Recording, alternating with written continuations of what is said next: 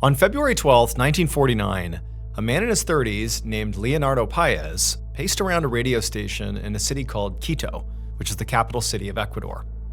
It was a Saturday night, and Leonardo and all the people around him were working very hard to get ready for an urgent broadcast. So Leonardo was the director of Radio Quito, which was a highly respected news station owned by a popular newspaper called El Comercio. Most people in Ecuador basically got all their news either from this news station or that newspaper, or both. And running a radio station with such a great reputation was really a source of pride for Leonardo, who had grown up in Quito. So he took his job very seriously, which was why tonight was such a big deal for him. He was about to deliver a potentially life-changing broadcast to the entire city. And just thinking about the gravity of this moment was making him feel sick and sweaty. In the room with Leonardo was a team of producers and sound technicians, as well as one of the station's top news anchors. Most of the last-minute work they were all doing involved organizing stacks of paper that contained instructions about what to say and what to do during this pivotal broadcast. That's what the anchor was double-checking right now. He was the one who had written the broadcast script, and he would be the one actually reading it on the air. Leonardo looked anxiously over at the clock on the wall. It was already a few minutes after 9 p.m., and they didn't have a lot of time left. But even though Leonardo desperately wanted to get this broadcast started as soon as possible, he knew he had to give his anchor the space and time to make sure they were 100% ready before they actually went on the air, because they really only had one chance to do this right. So instead of telling the anchor to come on, hurry it up, Leonardo instead bit his lip and just paced around the station, trying to distract himself by listening to the program that was currently being broadcast over the radio station's airwaves. It was a live musical performance from a duo of singers named Benitez and Valencia. These two combined were really famous, sort of like the Taylor Swift of 1940s Ecuador. And so when people in Quito knew these particular singers were performing on the radio, basically everybody stopped what they were doing and tuned in to listen. So in Quito in the 1940s, nobody had TV, and so radios were like the ultimate form of not just how to get your news, but also of entertainment. It's really where everybody turned. But radios were also very expensive and were sort of a luxury item, so not everybody had one. The people who did have radios would often bring theirs outside to the street so that other people could also hear the programs and the music. And Leonardo knew that all of this meant that at this very moment, all across the city, most of Quito's 250,000 residents were gathered around a radio. And he needed to get his broadcast on the air while he still had everybody's attention. He turned and saw the anchor finally lean back in his chair, indicating he was ready, and so Leonardo knew it was time to go live. Leonardo turned and nodded to his technicians, who were all sitting at a table covered in broadcasting equipment, and one of them, after seeing Leonardo's cue, leaned forward to adjust several knobs and then hit a button on the control panel. And the instant he did this, the voices of the singing duo cut off, and a large red sign that said "On Air" lit up on the wall right above the table. Basically, they were going to cut off the performance to do this broadcast and catch everybody in Quito off guard. And then the anchor leaned into their microphone and, in a very urgent voice, said that they were interrupting this musical program because there was an alarming event happening that everybody in Quito had to hear about. Then he explained the reason for this broadcast. Ecuador was being invaded. About half a mile away from the radio station, 17-year-old Jose Antonio stood outside a restaurant with some of his friends. Jose and his friends and all the diners, plus a bunch of people out on the sidewalk, had been gathered around the restaurant owner's radio, listening to Benitez and Valencia sing, when suddenly the music had cut out and the anchor had come on to say that their country was under attack. And so as Jose and this group is sort of caught off guard and listening to this sudden announcement, the announcer got really emphatic and said, "Listen, the city of Latacunga has been destroyed." And at that, Jose's mouth fell open and he felt this jolt of fear in his chest.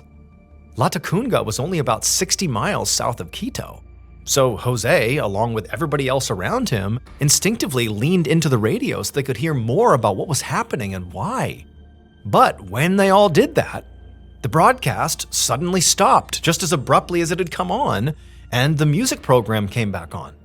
But the street got really quiet as Jose and the crowd just kind of stood there waiting for something to happen. I mean, really, nobody knew how to react to this.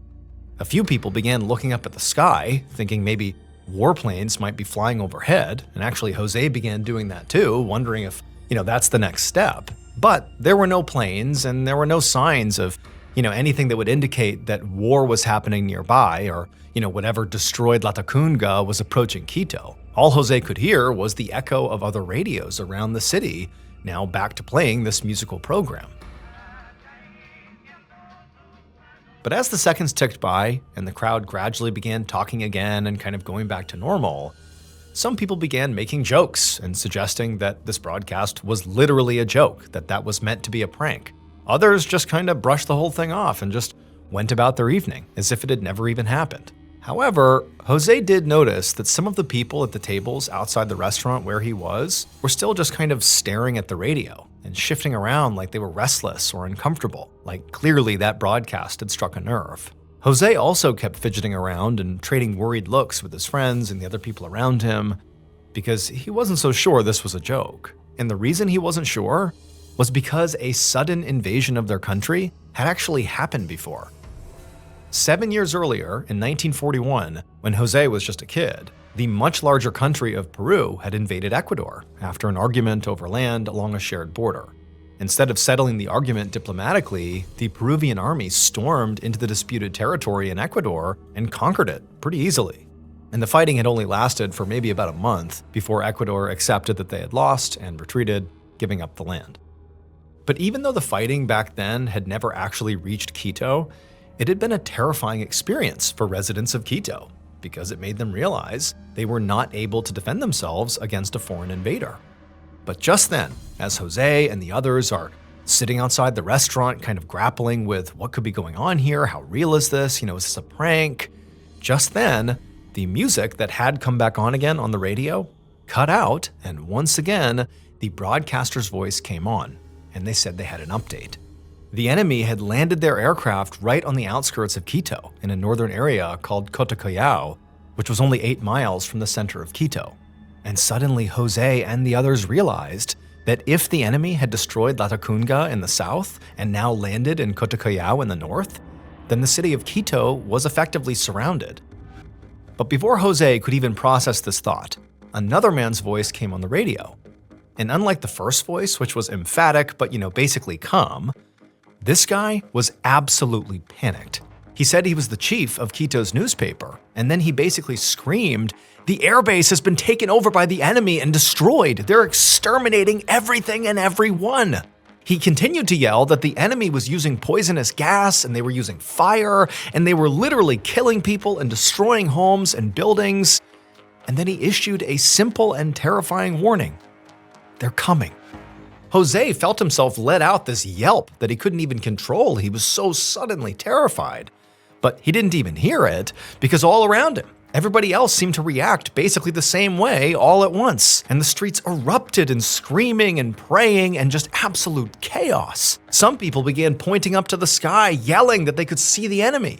More and more people suddenly began flooding out onto the streets, crowding around the radios, trying to hear more information. They're all terrified and they don't know what's going on. Jose wanted to begin to tell these new people who were coming outside sort of what he and others had heard so far, but everybody out on the street was sort of talking over each other. It was just complete madness. And then literally on the radio, there's all these different voices coming over because clearly the news station is panicked and they can't even get a cohesive message out over this broadcast.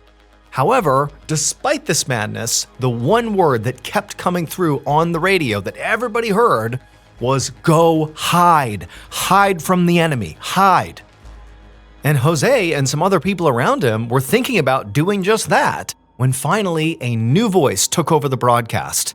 And this man was louder and more authoritative than the others, and it sort of immediately projected calm, not just clearly calm on the other end on the broadcast side, but it sort of quelled the crowd for a second. This person sounded like an authority figure, and this person introduced himself as the mayor of Quito. And he said that yes, there are cities around Quito that are currently under attack, but he said he had clear direction that he wanted everybody in Quito to follow.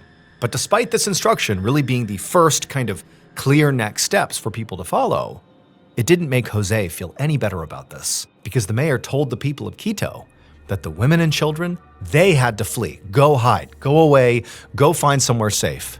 But the men had to stay and fight. Jose felt this rush of adrenaline because he's thinking, am I old enough to be considered, one of the men? Will I be expected to fight, or are they going to tell me to go flee with the women and kids? Like, he didn't really know. But he had this calming thought. He's like, you know what? We're at war, and I am going to fight. So he signaled to his friends, sort of saying, all right, let's go, let's get ready here. And the group came together and they left the restaurant. And at that exact same second, a car came flying past on the street, narrowly missing Jose and his friends. And Jose saw it screech around the corner and out of sight before he heard this loud bang and the crunch of metal against stone. Immediately, some men ran after this car because clearly it had gotten into an accident and they need to go if they need help. But other people started running in the opposite direction. And so for Jose and his friends, it's like, what do? Do we go help with the car crash, or do we go, head to the front lines or something? At the same time, women were running by, clutching children, and Jose saw a pregnant woman stumble on past, grimacing as she held her stomach. Screams were echoing from all around him, along with the rapid pounding of boots on cobblestones as people basically ran in every direction. Jose was still trying to figure out which way he should go and what he and his friends should actually do here when he heard a news speaker's voice come on the radio, who announced himself as the Minister of Government, which was basically like the person who controls the security of the entire country of Ecuador. And the Minister of Government said to forget about what the mayor had told them about fighting the enemy, because Ecuador's weapons were literally not powerful enough. There was nothing that anyone in Ecuador could do. This is what the minister said. He basically said, we're going to lose. Just then, another new voice came on the radio. It was this very fast-talking man who said he was actually reporting live on the ground in Quito. Then he screamed out over the broadcast for everyone to run. And then his feed abruptly cut out. And then the original announcer came back on, and his voice shook as he said that reporter who had just said for everybody to run had just been killed. It was 9:21 p.m. 21 minutes had elapsed since this broadcast first went over the air, announcing this invasion of Ecuador.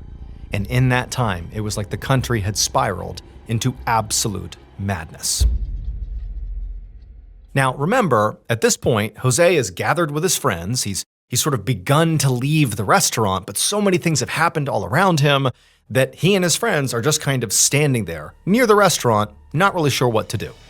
And as they're standing there, Jose noticed that all these people who previously had just remained seated or remained near radios, it was like everybody all at once just got up and began running in different directions, running to the churches, running to their homes. It was like the entire country truly was just in full-blown panic mode. Jose also began to notice families come running out of their homes, dragging suitcases and belongings with them, getting ready to, evacuate hopefully, but where could they even go? They're surrounded.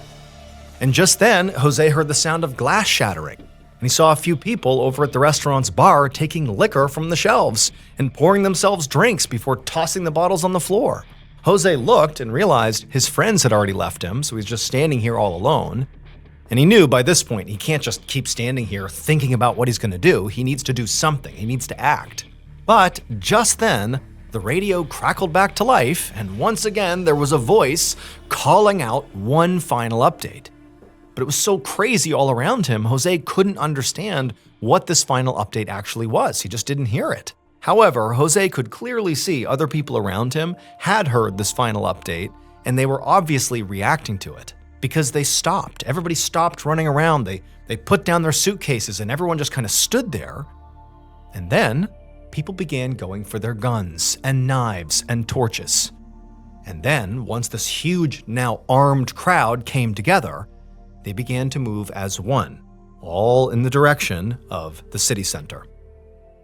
In the city center, in the Radio Quito station, Leonardo watched as the anchor delivered that final update, the one that Jose had not heard but others had and clearly reacted to. A minute later, Leonardo heard glass shattering somewhere one floor below him, along with a loud crackling sound. Then he smelled smoke, and he noticed the air in front of him inside the studio was getting hazy. And then from outside the building, he heard somebody yelling, "Fire!"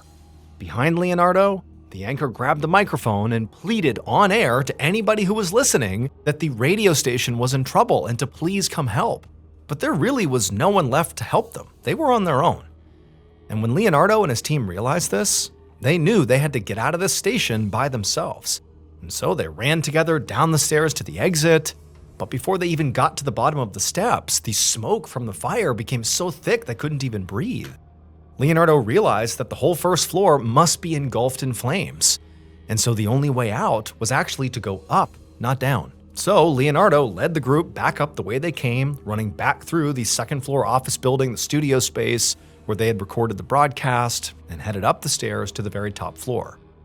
And by the time Leonardo got to the top floor, he could hear screams coming from somewhere below him, and they sounded painful and horrible. He hoped his coworkers had been able to follow him up here, but by this point there was so much smoke in the building, he really couldn't see, so he didn't know who was here with him and who had been left behind. And also the roar of the fire was getting louder by the minute, and it was so hot that sweat poured from Leonardo's face and it stung his eyes. And so Leonardo instinctively ran away from the smoke towards the windows, and because they're on the top floor, 3 floors up, looking out, he had a good view of the ground below. And he saw these huge crowds of people on the street. Most of them were holding torches and seemed to be running around in random patterns while big military tanks rolled in behind them, along with this hazy mist from some kind of gas kind of flowing across the entire crowd. Just then, Leonardo felt the floor under his feet begin to shake, and he frantically began to think, how am I going to get out of here? I need to escape. And that's when he saw the roof next door. So the radio station sat next door to a school, which was at this point not yet on fire. Now, the school building was not connected to the radio station, but it was close enough that Leonardo realized that he might be able to open up a window that he's standing right near, get a running start, and literally jump out the window and land on the school roof. Now, obviously, if he undershot this jump, he would fall to the street below and die, but the alternative was stay here and be burned alive. So Leonardo just opened up the window, he backed up, took a deep breath, got a running start, and jumped out the window. He flew into the air, arms flailing as he willed himself to land on the school roof, and after a millisecond in the air, he comes crashing down, slams onto the school building. He had made it. It was painful, but he had escaped. But Leonardo didn't have time to waste here, nor did he really have time to wait to see if others would also make this jump. I mean, he really felt like he's sort of on his own here. And so up he got, and despite the pain from impacting the roof, he was basically okay. And he walked across the school building until he went to the next roof. Basically, the next building butted up against the school building. So he climbs onto that roof, and he walks across that roof until he reaches the next building. Again, these buildings are all connected, so there's no more jumping from, one building to the next, but he is going roof to roof, basically high up above the streets of Quito. And down below, he sees, all this madness with the tanks and all these people with torches. He doesn't really know what's going on here. And eventually, he reaches a roof, as he makes his way, that a family was sitting on. And the family, they were looking out at the city, where the sky was still glowing from the light of the fire Leonardo had just escaped from. And when they saw Leonardo, they told him they had actually been down on the streets in that crowd. But when it became too dangerous, they had come up here to escape. And they asked Leonardo, had he done the same thing? Is that why he was here? Leonardo said no.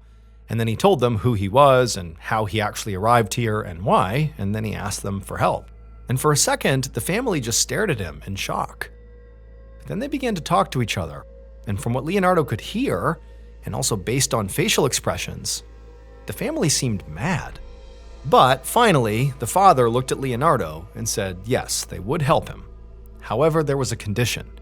He told Leonardo that under no circumstances could he, Leonardo, go down on the street with that crowd. The father said Leonardo would have to hide out in this family's house because, the father explained, that everybody in the city, including all those people down there, wanted Leonardo's head. It would turn out Leonardo's broadcast had actually been wildly successful. It had done exactly what he hoped it would do. It grabbed the attention of basically everybody in Quito. The whole city stopped in its tracks to listen to what the broadcast had to say. However, there was one very important fact that Leonardo had decided not to mention in this broadcast until the very end. when in many ways it was already too late. This fact was the final update, the one Jose had not been able to hear, but that had caused everybody on the street who had heard it to stop running around, stop screaming, and just get their guns, knives, and torches and head towards the center of town. The fact that was held off until the very end was this whole broadcast was a farce. The invasion was not real. It was an act, a prank, a joke. The broadcast was like this play. It was an adaptation of a fiction novel called War of the Worlds by H.G. Wells, which is about an alien invasion. And so what Leonardo did is he orchestrated this broadcast to sound and feel like a real breaking news broadcast about an alien invasion. The exact same thing had actually been done in the United States a few years earlier in 1938. But in the American version, the listeners had been warned at the beginning of the broadcast that it was not real, and it still caused mass panic, even though they had been warned.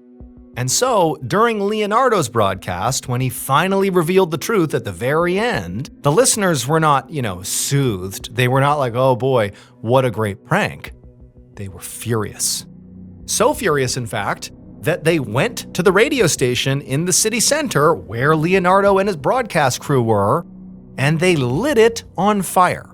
And so between the radio station fire and also between all the people who took their own lives preemptively, believing aliens were going to be here any minute to kill them, torture them, abduct them, the death toll from this night, from this farce, was between 6 and 20 people. And a whole lot more people were also injured in the chaos. As for 17-year-old Jose Antonio, he would survive, and later in life, he would actually give a tell-all interview about his experience during the so-called alien invasion. As for Leonardo, he didn't face any criminal charges, no jail time, nothing. But this whole incident really destroyed his credibility, and it made people not trust him in Ecuador. So it was basically impossible to get work. And so eventually he had to move to Venezuela. And then as for Radio Quito, the at one point very influential, very important news broadcast, they wouldn't make another broadcast for 2 whole years after this incident.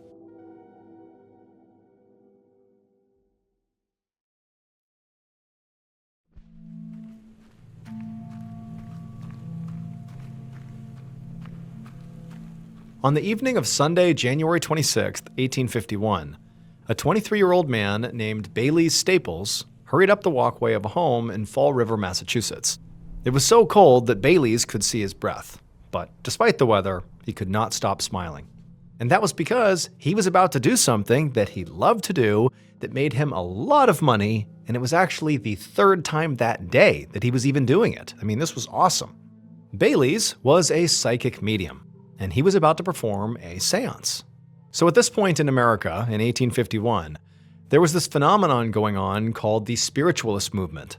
Basically, huge numbers of people began to believe that the living and the dead could actually communicate with each other through mediums like Bailey's.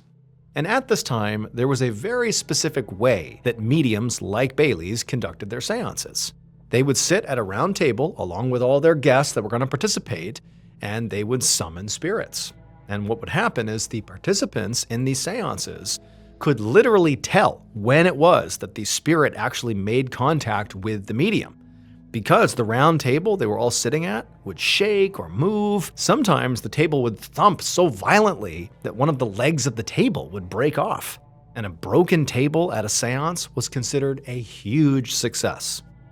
So seances were a craze all over the country, and many people did genuinely believe that, people like Bailey's, mediums, could talk to ghosts in these seances. But there were lots of people also who didn't believe any of it, thought it was completely made up, but they would still hire people like Bailey's to have these seances at parties and other functions as sort of a form of entertainment, kind of like how you might hire a band or a magician. And in Fall River, Massachusetts, there really was a big appetite for these seances, both because people believed they were true and lots of people who thought they were fake. And it's in part because there were lots of homes in Fall River, Massachusetts at the time that sort of had some history about being haunted, and so there was sort of groundwork laid for both believers and non-believers to contract people like Bailey's. Now, to be clear, Bailey's whole seance act was a blatant fake. In fact, many of the people who hired Bailey's knew in advance that it was all an act, that Bailey's really was more of a performer than a psychic medium. But Bailey's was really good at faking it, and so he had become kind of like the go-to medium, certainly in Fall River, which meant for him to maintain this flow of business, he really had to put full energy into every performance to keep getting people to call on him. So on this day, as Bailey's is sitting there getting ready to start his third seance of the day, he was tired. I mean, it's pretty exhausting to do these performances, but he knew he just had to get that second wind and just push through and do as good of a job as he possibly could. And so as the homeowner of this third seance opened up the door and let him inside, Bailey's was sure this was going to be at least as good, if not better, than the other performances of the day. Moments later, the homeowner, John Gardner, led Bailey's into the living room where several other guests were already gathered. Bailey's immediately snapped into character. He swooshed his cape as he walked in, and he waved his hand around the room to command their attention. And when everyone turned to look at him, he said, "I have broken 2 tables today, and now I've come to break yours." The guests all cheered and clapped, and Bailey's could tell they were going to be a very enthusiastic audience, which always made these seances much more fun. So into the parlor they all went, and they all took a seat around this big circular table in the middle of the room. And then Bailey's dimmed the lights and walked around the table giving his instructions. He then told them to all hover their hands over the table with their palms down and their fingers spread, and that each of them would have to touch the hands of the person sitting next to them. He told them that once they were all touching, it would create a circuit that was more inviting to the spirits. And so once all of his guests got into position with their hands, Bailey's took his seat and did the same thing with his own hands, creating a full circuit all the way around the table. And at that point, everybody was ready. And so he nodded, and in a commanding voice, he said that now he was going to speak to the spirits. And if the spirits in the room felt like answering, they would move this table. The room got deadly quiet as everyone waited to see what Bailey's would do.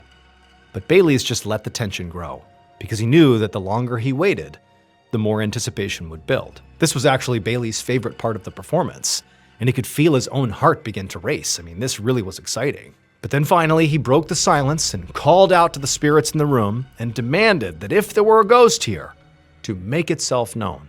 And at this, everyone immediately began to look around excitedly, which created the quick distraction that Bailey's actually needed to perform his first trick. So mediums used a few different tools to help them fake communication from these ghosts, and one of those tools were these special hooks that they actually attached to their wrists, and they hid them under their sleeves. And then when they put their hands palm down, hovering over the table like they told everybody else to do, those hooks would actually go below the table and grip on, so the medium could, without looking like they're actually touching the table, literally lift the table up and rattle it around, again, without appearing to actually touch it. Now, it actually took a lot of strength to do this. I mean, imagine moving a huge table around just like with your arms kind of hovering over the table.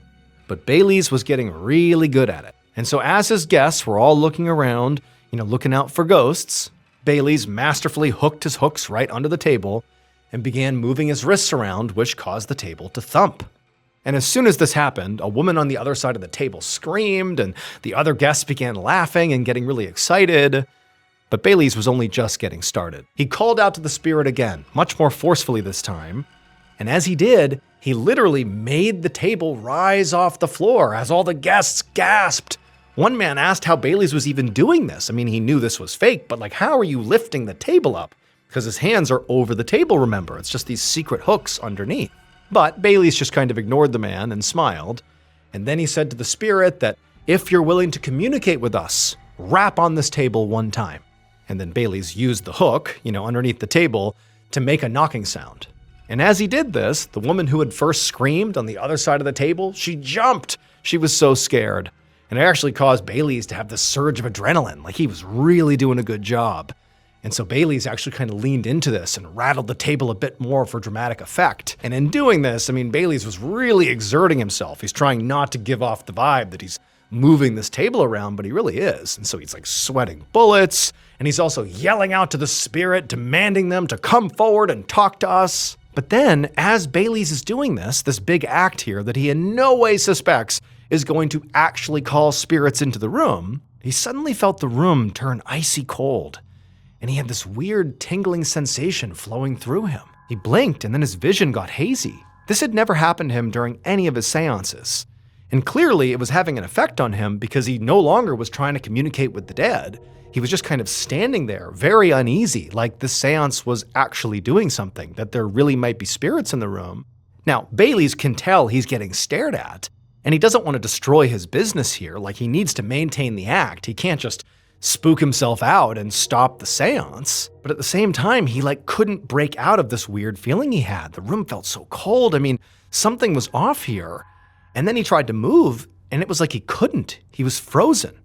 Now, at the same time Bayles is experiencing this, across the table, the homeowner and host, John Gardner, is just sitting there staring at Bayles, trying to figure out what's actually happening here.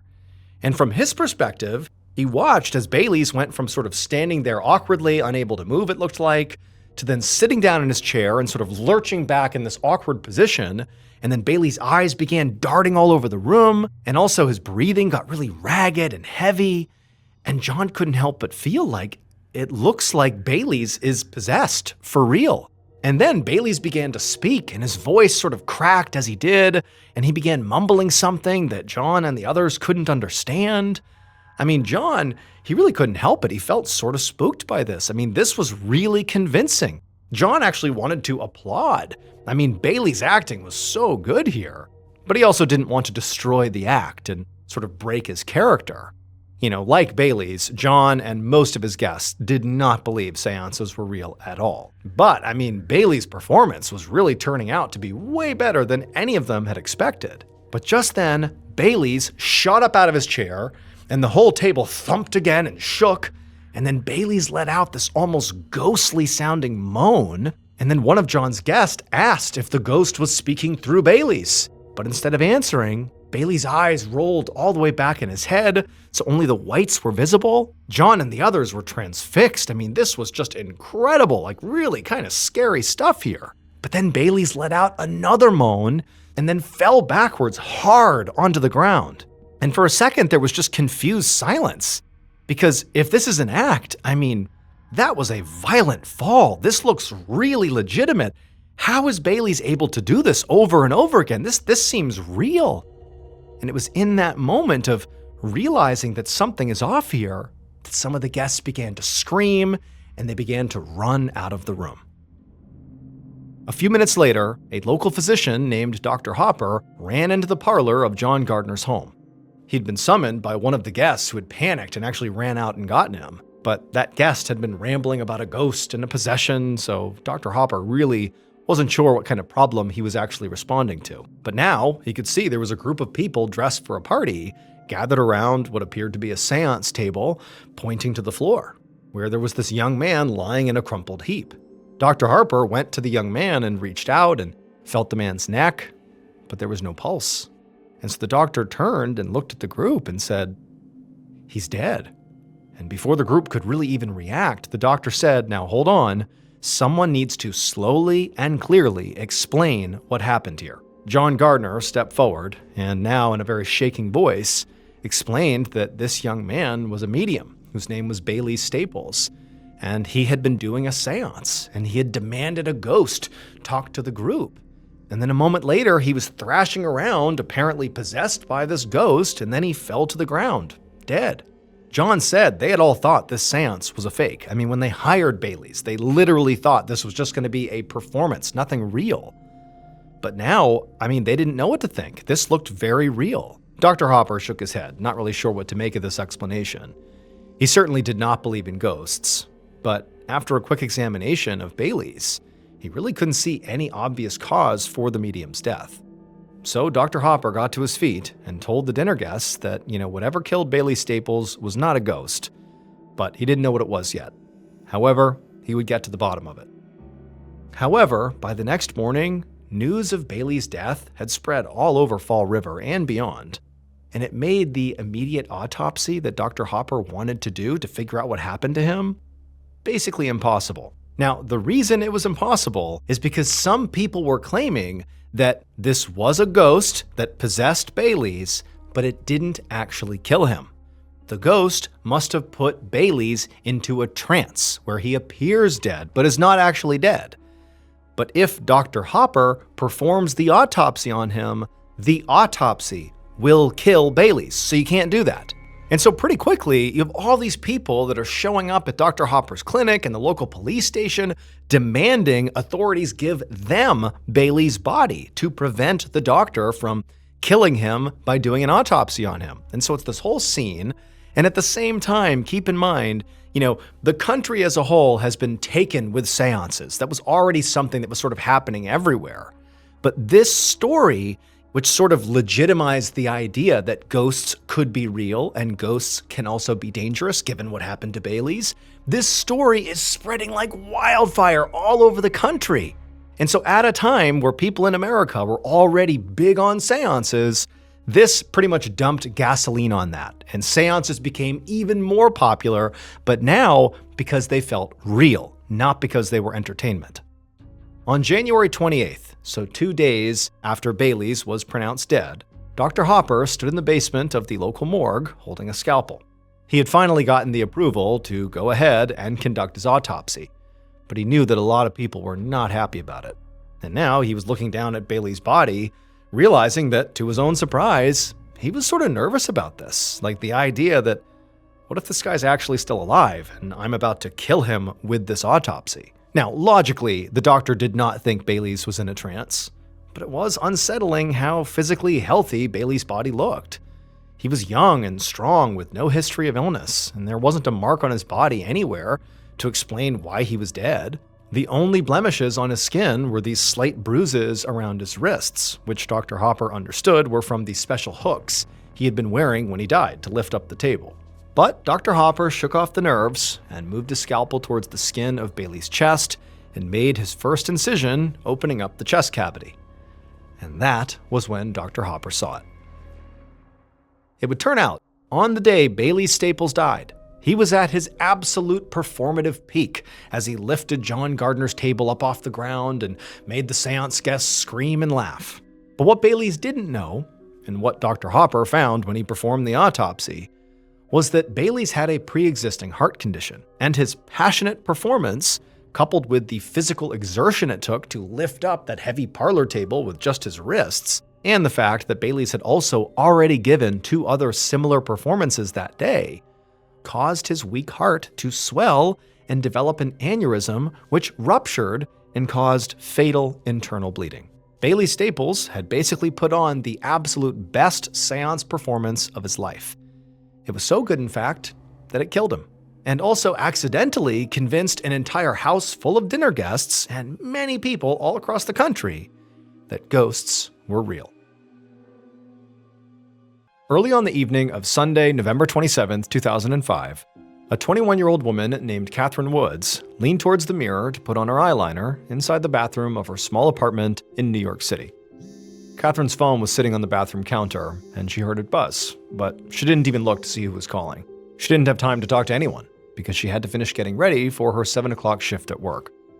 So Catherine had moved to New York City from Ohio 3 years earlier to pursue her dream of becoming a dancer on Broadway. But everything here was so expensive that in addition to chasing her dream, she also had to work 3 different jobs just to make ends meet.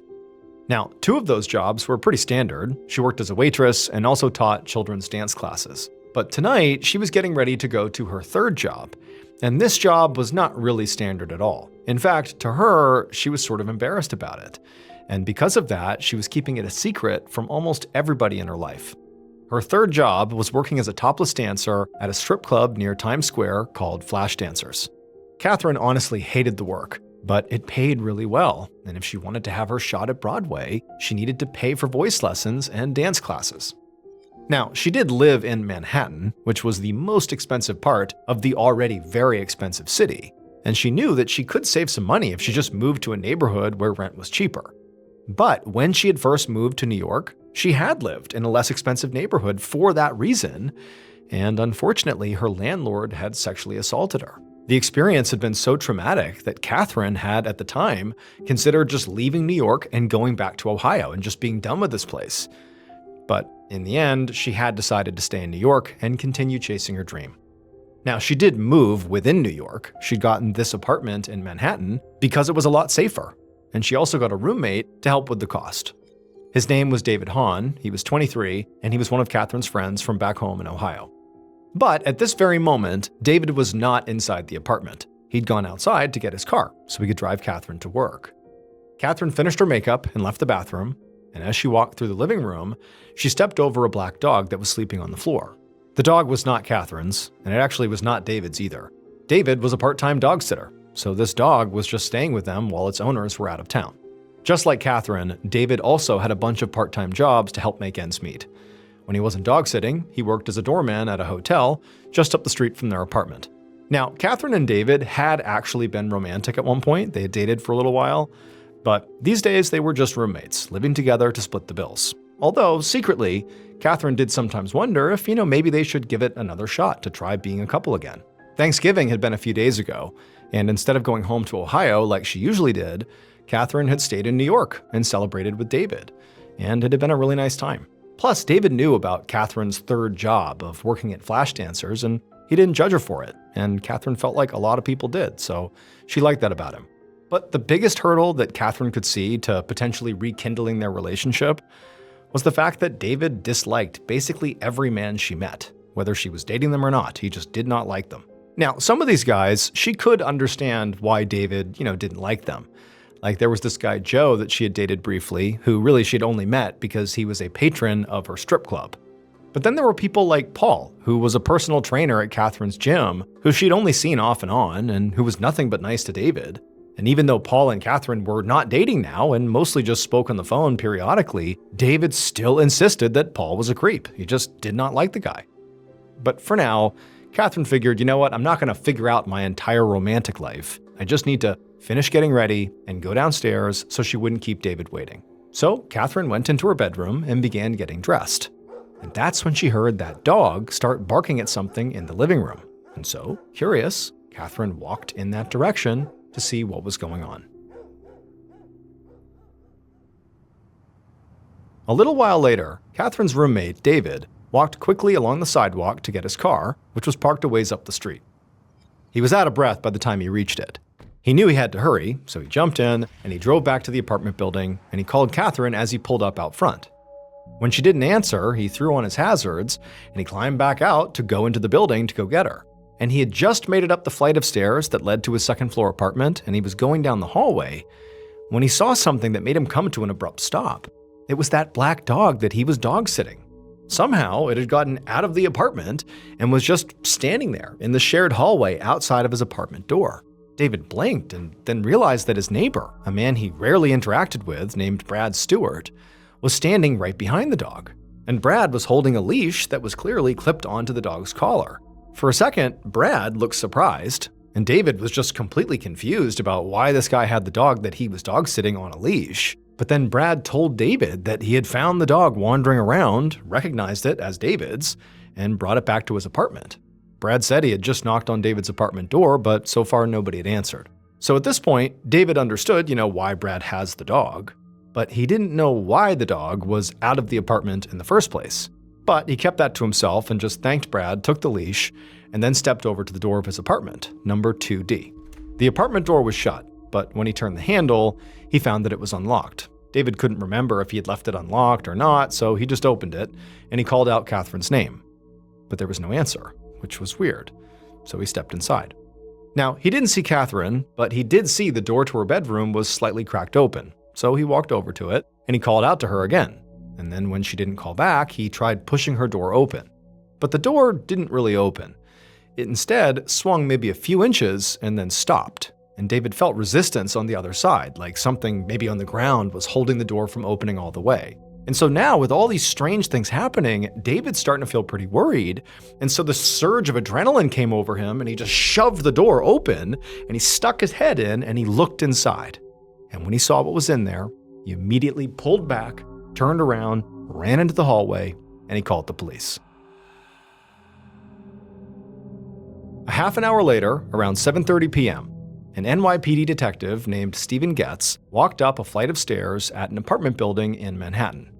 This part of the city was known to be extremely safe. Homicides never really happened here. But if the 911 caller had been telling the truth, Getz knew that a potential grisly murder scene was in fact waiting for him in apartment 2D. When he reached the second-floor landing, he saw there were already a few other NYPD officers on the scene, and one of them was speaking to this young, skinny guy standing in the hallway who looked really upset, and he was holding a leash that was connected to a black dog. Another officer walked over to Getz and filled him in. He said the man that was being spoken to was the victim's roommate, David Hahn, and he was the one who had found the body and called 911. The victim, Catherine Woods, was inside the apartment in the back bedroom. Getz nodded and then walked down the hallway, past David and the dog, toward the apartment door. His plan was to look at the scene himself before he began questioning anyone. Getz put on some disposable rubber gloves and checked out the door frame to the actual apartment, and then he also looked at the door itself. But he didn't see any damage that could signify forced entry. So he stepped into the apartment, and he saw that the small living room was a little bit messy. But it wasn't like it had been ransacked or something. The futon was pulled out and there were some men's clothes strewn around, but it sort of looked like a typical place that people lived. And so Getz walked through the living room, being careful not to disturb anything, and he went towards what he assumed was the bedroom, where the body was. The door was open just wide enough that Getz was able to get through. And when he stepped through and was inside the room, he saw blood everywhere. It was all over the walls and the furniture, and the room itself looked like it had been completely torn apart. One of the dresser drawers was open, and lots of women's clothing was scattered all over the place, and the mattress had been completely taken off the bed frame and was now lying on the floor. And that's actually what was blocking the door from opening all the way. And then in the middle of the room, in a pool of blood, lay the body of a young woman. Getz knew from the 911 call that her name was Catherine Woods. He walked over and squatted down next to her for a closer look. She was wearing a t-shirt and underwear, and the t-shirt had a very obvious shoe print on it, like whoever had killed Catherine had stepped on her. And there were at least a dozen stab wounds all over her body. There were also what appeared to be defensive wounds on her hands and arms, which Getz knew meant she must have fought back against her attacker. But the worst injuries she sustained were definitely to her neck. Whoever had killed her had slit her throat so deeply that they had almost decapitated her. And so to Getz, right away, it seemed like whoever killed Catherine had been in an absolute rage. At that point, Getz heard footsteps coming from behind him, and he stood up and he turned around to see that the NYPD forensics team had arrived. Now, the blocked door was making maneuvering in and out of this bedroom pretty difficult, so one of the first things the forensics team did was to pick up the mattress and carefully lean it against the wall, so the bedroom door could now swing open all the way. Then Detective Getz just stepped back and let the forensics team get to work. He watched as they pulled that shoe print off the t-shirt Catherine was wearing, and then also there was a second identical shoe print that was on her bed sheets that they also grabbed. To Getz, both of these prints did appear to be from the exact same shoe, and to the naked eye, these prints appeared, at least to Getz, to belong to very likely an average-sized man. Detective Getz was immediately curious about something, so he stepped out of the bedroom into the living room, and he quickly found a couple pairs of men's shoes lying on the floor. And although the tread of these shoes did not match the prints he had just seen in the bedroom, they did appear to be the exact same size.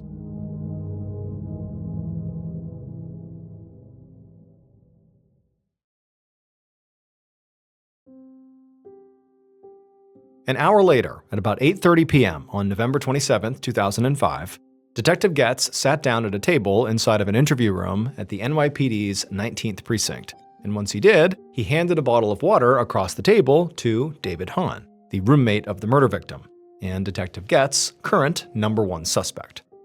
There had been no sign of forced entry at the apartment that David and Catherine shared, which meant that Catherine's killer either had access to the apartment or was let inside by somebody who did. And the murder had been committed with a knife in a really savage way that struck Getz as being a personally motivated attack. Even though Catherine's bedroom had been trashed, nothing seemed to have been stolen, and because Catherine had been found partially undressed, there was potentially a sexual motive at play as well. So Getz's working theory here was that this murder was committed by a man who knew the victim well and had easy access to her living space. And David fit that profile to a T. Plus, he apparently wore the same size shoe as the killer. Although, as Detective Getz settled into his chair and brought out his notepad, he did a quick scan of David's forearms and his hands. and he saw that David had no visible cuts, scrapes, or bruises. The detective thought that Catherine's killer likely would have some injuries there because she had obviously been fighting for her life. She would have left a mark on them. But Getz didn't say anything about this to David. Instead, he just leaned forward and he asked David to walk him through what had happened that day. David's hands were shaking a bit, but he took a deep breath to calm himself, and he said that he had been at the apartment with Catherine that night until about 6:40 p.m. That was when he had left to go get his car so he could come back and drive Catherine to her 7 o'clock shift at Flash Dancers. But he said retrieving his car had taken longer than he expected, because on the way, he had run into some of his coworkers from his doorman job and he had stopped to chat with them. He said after he had done that and he had gotten his car and he went back to the apartment, he had expected Catherine to be waiting outside by the curb. But when he got there, there was no sign of her, and she didn't answer when he called her. So David said he'd ultimately gone inside and ran upstairs to the apartment, and in the hallway he had found his neighbor, Brad, who was oddly holding the leash of the black dog that David was supposed to be looking after. And then David said he went into his apartment, and that's when he found Catherine's body. David said he had called 911 right away. It was right around 7 p.m. And at this, Getz stopped writing on the notepad and just looked up at David. He couldn't believe what he was hearing. David was claiming that he'd only been out of the apartment for 20 minutes, and that in that narrow window of time, Catherine had been brutally murdered and the killer had also escaped. It honestly sounded like one of the worst alibis Getz had ever heard. But he didn't want David to know just how close he was to getting arrested for murder, because he didn't want David to get scared and stop talking. So Getz kept his tone very sympathetic as he asked how long David had known Catherine for. David said they had met back in Ohio a few years ago while Catherine was visiting her hometown. They'd begun dating, and he had ultimately moved out to New York to live with her. But it wasn't long before Catherine broke up with him and then asked him to move out. But David said he had not been able to afford his own place, so he had started sleeping in his car. And Catherine had felt bad about that, so she had ultimately let him move back in on the condition that he slept on the futon out in the living room. By now, Detective Getz's pen was flying across the page, because David was not just Catherine's roommate, he was her ex-boyfriend. An ex-boyfriend who was the last person to see Catherine alive and discovered her body.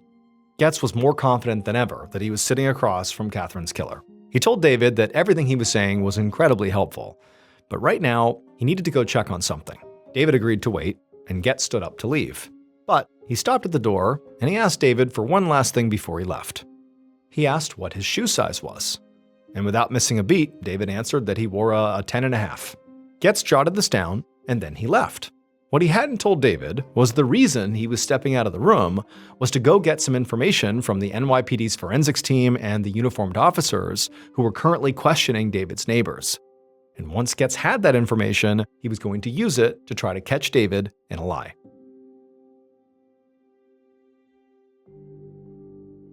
About 19 hours later, so about 3 p.m. the next day, Getz was sitting at his desk feeling completely exhausted, but was pounding yet another cup of coffee. He'd been up all night interrogating David, who was still literally sitting right down the hall in the interrogation room. And also, Getz had been going back and forth with the forensics team and other officers and detectives who were out in the neighborhood, and he still had loads more to do before he could finally go to sleep. Right now, Getz was going over a new batch of reports from the uniformed officers who had gone door to door in Catherine and David's apartment building, asking the neighbors if they'd seen or heard anything unusual. And just like Getz had hoped, the information they were getting did contradict pieces of David's story. David claimed that he had left the apartment at about 6:40 p.m. and said that at that time, Catherine was fine. But two neighbors said they heard screams coming from the apartment before 6:40 p.m. The man in the unit directly above David and Catherine said he had heard 3 screams at 6:28 p.m. And the people in the unit next door to David and Catherine said they'd heard screaming, barking, and the sound of furniture moving around even earlier, between 5:45 and 6 p.m. Now, none of these neighbors had done anything about these noises because the noises had stopped pretty quickly. And then there was Brad Stewart, the neighbor who had said he had found the black dog. Brad told police that when he ran into David in the hallway, it was sometime between 6 and 6:30. But David had said that he went back up to the apartment and found Catherine's body at about 7 p.m., a full half hour later. Now, Getz knew witnesses were often bad with time, And in a dense New York City apartment building, there were lots of noises coming from lots of units. But still, it looked to him like David's alibi had serious problems. And so the detective sat back and had some more coffee, and then his phone rang. He picked it up, and it was the forensics team with an update about those shoe prints that were on Catherine's shirt and the bedsheets. And the prints were indeed left behind by a roughly average-sized man. They were a men's size 10.5. And this was the exact size Getz knew David wore. Getz thanked them, hung up the phone, and then rushed back to the interrogation room to have yet another chat with David Hahn. This time, though, Getz did not offer David a water. He just sat down and he confronted him with all these new facts. He told David that the killer's shoe prints were exactly his shoe size, that his neighbors had heard screams before David had supposedly left the building, and that Brad said he'd seen David in the hallway at least a half an hour earlier than David had claimed he was there. Getz leaned in and told David that there were also security cameras in the apartment building, and his officers were already in the process of getting access to that footage. So if David had anything to say, he better say it now. Getz watched as David's expression went from exhausted to clearly afraid. It seemed like this might be the first time that David realized the police truly did not believe his story. And after a second of just stunned silence, David insisted that he had not killed Catherine, and he begged Getz to believe him. But when Getz just glared back at him completely unmoved, David launched into a whole new story, one he had not mentioned at all over the last 20 hours of interrogation.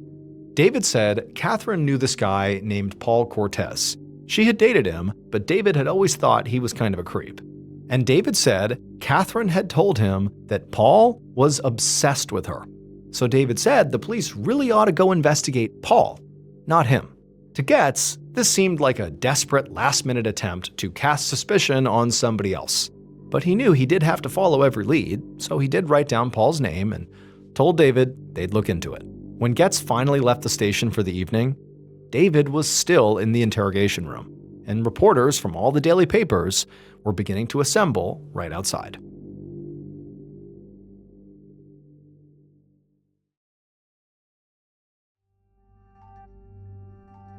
The following morning, the story of Catherine's murder and pictures of her smiling face were all over the news.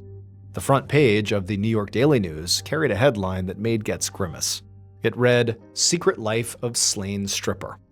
Inside, the article reported that Catherine's family hadn't known she was working as a topless dancer until they literally flew to the city from Ohio to collect her body. Getz skimmed the article at his desk.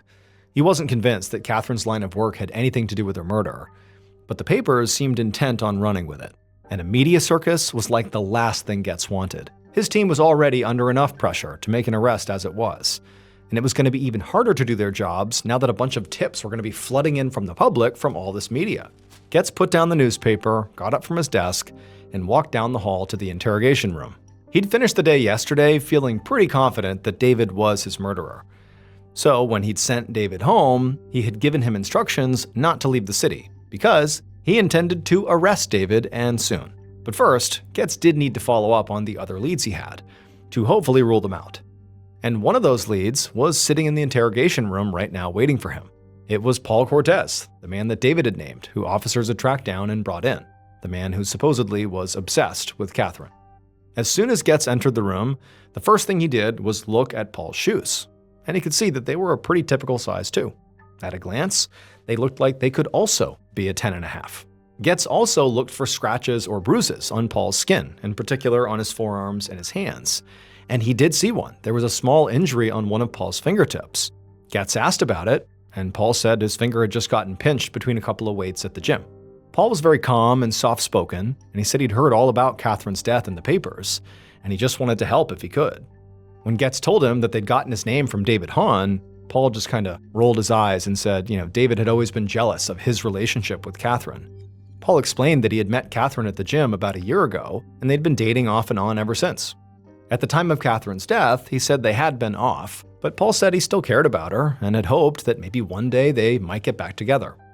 Paul told Getz that he hadn't actually seen Catherine on the day of her death, but that he had actually spoken to her on the phone earlier that afternoon, which was not unusual. The two did speak on the phone from time to time. That's all it was. Paul said he actually had tried calling her a second time that day, but she didn't answer. But Paul said he really didn't think much of it. And then Paul said that night he wound up going shopping with some friends and then also to a local bar to watch the Jets game at about 8:30. Getz made a note to follow up on Paul's alibi. Then he asked Paul if he had any idea who might have killed Catherine. Paul thought for a moment, and then his eyes lit up, and he said there had been some stalker guy named Joe who'd been one of Catherine's regulars at the strip club. Months ago, he'd somehow gotten Catherine's phone number and had reached out to her outside of the club. And around that same time, Catherine had actually gotten roofied during one of her strip club shifts. A roofie is called the date rape drug. It basically makes you incapacitated and effectively unconscious. You don't remember anything. People will be given a roofie and then be sexually assaulted. That's often its use. And even though he'd never been able to prove this, Paul always suspected it had been Joe who gave Catherine that roofie. Catherine had cut off contact with Joe, but the whole incident had bothered Paul so much that he tried to convince Catherine to just quit the exotic dancing scene. But she refused. Paul admitted that he actually went on to call Catherine's father to tell him how worried he was about her. And Catherine had been so mad about that she stopped talking to Paul for weeks. And so Getz jotted all this down and then asked Paul if he knew how to get in touch with this guy Joe. Paul said he didn't have Joe's number, but it was definitely in Catherine's phone. Because the last time Paul ever spoke on the phone with Catherine, on the afternoon of her death, she had mentioned something that really surprised him. She said that after months of silence, Joe had started calling her again, completely out of the blue. And at this, Getz studied Paul's face, looking for any hint of deception. This whole Joe story seemed like it might just be a way to deflect suspicion from Paul himself. But it really didn't feel like Paul was lying here. And besides, Catherine's phone records would be simple enough to verify. Getz hated to admit it, but maybe the newspapers were right. Maybe it was time he started looking seriously into some of Catherine's customers at the strip club.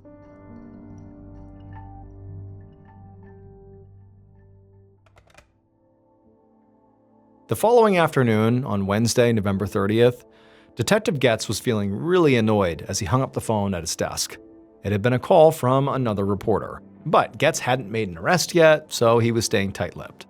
But for now, he just turned his focus back to the stack of papers on his desk. They were Catherine's cell phone records, which he'd subpoenaed yesterday, and they showed that Paul had been telling the truth.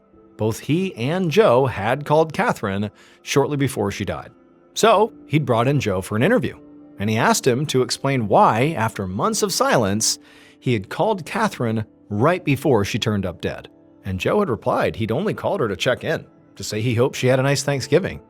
He had claimed that he was really just trying to be friendly. But then Getz just asked Joe point blank if he had ever roofied anyone's drink before. And at this, Joe's eyes went wide and he kind of sputtered out that he would never dream of doing anything like that. But based on Joe's tone, Getz really felt like he was lying. And so now, Getz felt like the entire investigation was wide open. A few days ago, he had been absolutely confident that David was the killer. But men from Catherine's life just kept coming out of the woodwork. He now had 3 main suspects instead of just 1. In fact, at this point, his original suspect, David, was actually looking more innocent. Getz's officers had spoken to David's coworkers at the hotel where he worked as a doorman, and they confirmed that he really had stopped and talked to them on the evening of Catherine's death, just like he had claimed. And while Getz had hoped that the security camera footage from the apartment building would prove David was lying about his alibi, at least in terms of when he was there, it actually showed David leaving the front entrance of the building at 6:38 p.m., which lined up with David's story because he said he left around 6:40. Now, this did not prove that David was innocent. Based on what the neighbors had heard, she could have been killed before 6:38, but there weren't a lot of cameras in the apartment building, and no angle covered the hallway outside of apartment 2D. So the footage couldn't prove one way or another, whether Brad Stewart or anybody else for that matter had gone into the apartment while David was gone. Just then, his phone rang. Getz reached for it, expecting it to be another reporter, but this time he was pleasantly surprised. It was a member of the forensics team, and there was this obvious excitement in their voice.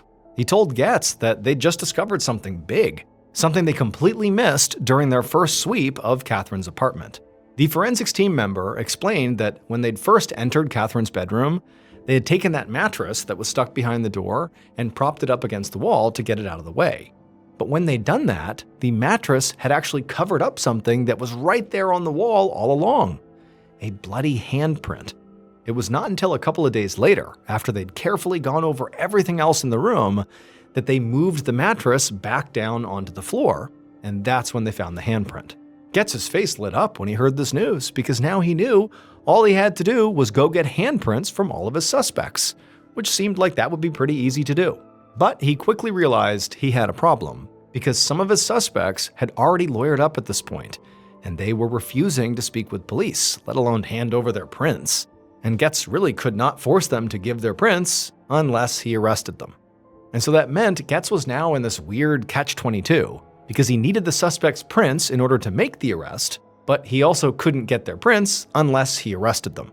So at this point, the investigation kind of stalled out. Weeks went by, and Detective Getz started to get really frustrated because there was just nothing he could legally do to push the case forward. However, the case was still receiving a ton of coverage in the press, and to a lot of people, it looked like the NYPD was just sort of dropping the ball here. But then on December 16th, so 3 weeks after Catherine's murder, the news coverage that had annoyed Getz so much actually ended up giving him exactly what he needed. That day, a woman called the NYPD because of something she had seen on the front page of one of the newspapers in New York. And what this woman said led Getz directly to Catherine's killer. Based on forensic evidence and numerous interviews, this is what police believe happened to Catherine Woods on the evening of November 27, 2005.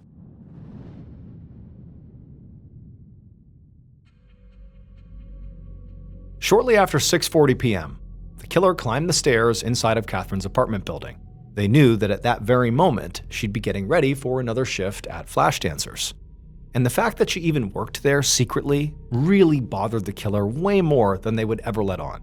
The idea of Catherine dancing and giving her attention to other men made the killer so jealous they couldn't even stand it. Now, the killer had tried to talk with Catherine and win her over, but she had rejected him. So the time for talking was over. And so the killer quietly walked up to the door of apartment 2D and reached down and turned the handle, which was unlocked. As they slipped silently into the apartment, the killer brought out the knife that they had hidden inside of their sweatshirt. But then something they had not anticipated happened. There was this dog lying on the apartment floor that got up and began to bark at them. For a moment, the killer thought about just abandoning the plan and leaving, but then Catherine, alerted by the dog, came out of the bedroom and looked right at the killer and saw the knife in their hand. Catherine screamed and ran right back into her bedroom, the very bedroom that she had made explicitly off limits to the killer. And just thinking about that, the surge of anger suddenly overtook them, and the killer charged into the room after her. Catherine was already on the other side of the bed, lifting up the mattress as a sort of barricade. But the killer just forced their way past it, and they grabbed Catherine from behind. But Catherine, she fought back. She began thrashing around, doing everything she could to break free. But she couldn't, and so they struggled and began smashing into the furniture and knocking things down all over the room. And it was around this point that the killer lifted up that knife they had brought, and they slit her neck as deep as they could. But even then, even with this fatal wound, Catherine kept on fighting. And she was so vicious that the killer actually had to brace themselves against a wall just to keep their balance. And in the chaos, the killer didn't realize, as they're fighting off Catherine, that they had placed a bloody hand on the wall, leaving a print behind. Finally, when Catherine fell to the floor, the killer was still blinded with their rage, and they just got down there and began stabbing her over and over again. And then finally, when Catherine stopped moving, the killer just jumped up and ran out of the apartment. But when they got into the hallway, they realized that black dog that had barked at them had gotten out. Now, the killer wanted the dog back in the apartment, but the dog was clearly on edge. They were still barking at the killer. And so instead, the killer just shut the apartment door, trapping the dog in the hallway. And then the killer fled the apartment building out the back door, where there was no security camera. And for weeks, the killer was not caught, until their violent past came back to bite them. Several weeks after Catherine's murder, a young woman who didn't know Catherine was walking down the streets of New York when she noticed a newspaper. and on the cover of this newspaper was plastered the face of the killer, who was currently a suspect in a murder case. And this woman was horrified because she knew this person. They, the killer, had sexually assaulted her about a year earlier, but she had never filed a police report. But after seeing that this horrible person was being actively accused of murder, she called the NYPD and she told them what she knew. And the NYPD's Special Victims Unit used this woman's accusation as the basis to arrest the killer. And finally, once they were under arrest, Getz was able to get their handprint. And those prints did in fact match the bloody handprint found on Catherine's wall. They belonged to Catherine's on-again, off-again boyfriend, Paul Cortez. David's suspicions of Paul had been right all along. Paul was a creep who had assaulted at least one other woman before he killed Catherine. Data collected from nearby cell towers would prove that Paul was near Catherine's apartment building immediately before her murder, and he had been calling her over and over again. When she ignored his calls, Paul waited until he saw David leave the apartment to go get his car, and then he hustled upstairs to the apartment, knowing Catherine would be alone. Even though David was only gone for 20 minutes, that was still long enough for Paul to get inside the apartment, murder Catherine, and slip away unnoticed. Paul was arrested about a month after Catherine's murder on Wednesday, December 23, 2005. He was found guilty of second-degree murder and sentenced to 25 years to life. On the evening of Friday, May 21, 1993, a 29-year-old woman named Kem Wenger clapped her hands together in front of her with happiness in the basement of the Golden Congregational Church in rural Iowa. Her closest friends had gathered here to throw Kem and her fiancé, 32-year-old Kurt Simon, a combination wedding shower and goodbye party, and now they were presenting the couple with their gift. It was a money tree, planted in a little yellow coffee can with envelopes full of cash hanging off of it. Kem and Kurt both smiled and began making their way through the crowd to give everybody a big hug and to say thank you. Tonight was a big night for them. All their plans were finally falling into place. Tomorrow, they would pack all of Kurt's belongings into their car, and they would drive 230 miles south from the place where he had been living in Iowa to the city of Bloomington, Illinois, just outside of Chicago, where Kem already lived. And in Bloomington, they would begin their new life together as a soon-to-be married couple, raising Kem's 2 children from previous relationships. It had been a whirlwind 8 months since they had first met on actually a blind date. Kem had known almost immediately that Kurt really was something special, but it hadn't been easy for them to get to this point. They both had almost no money. Kurt was studying to be a Presbyterian minister and living in Iowa to finish seminary school, and Kem was a single mom living in Bloomington who had just recently quit her office job because her coworker was sexually harassing her. She'd taken on off-the-books work as a hairdresser and house cleaner, but she still had to rely on public assistance to make ends meet. The long-distance relationship itself was also just exhausting, with all the driving back and forth. And it didn't help that Kem had contentious relationships with the fathers of both of her kids. Her 1-year-old son's father, Dale Fosdick, was always late with his child support payments, and he still acted like he was entitled to walk right into Kem's house anytime he wanted. Kurt had actually recently confronted him about doing that and told him to stop, which Dale did not seem to appreciate. Her 7-year-old daughter's father, Todd Wenger, really wasn't much better. Todd fought with Kem all the time over their custody arrangement, and he and her other ex, Dale, were actually friends, which really annoyed Kem. But now, as somebody handed Kem a piece of cake in the church basement, all those problems seemed like they were about to get a whole lot smaller. Kurt was moving in, and Kem was about to get her whole life organized.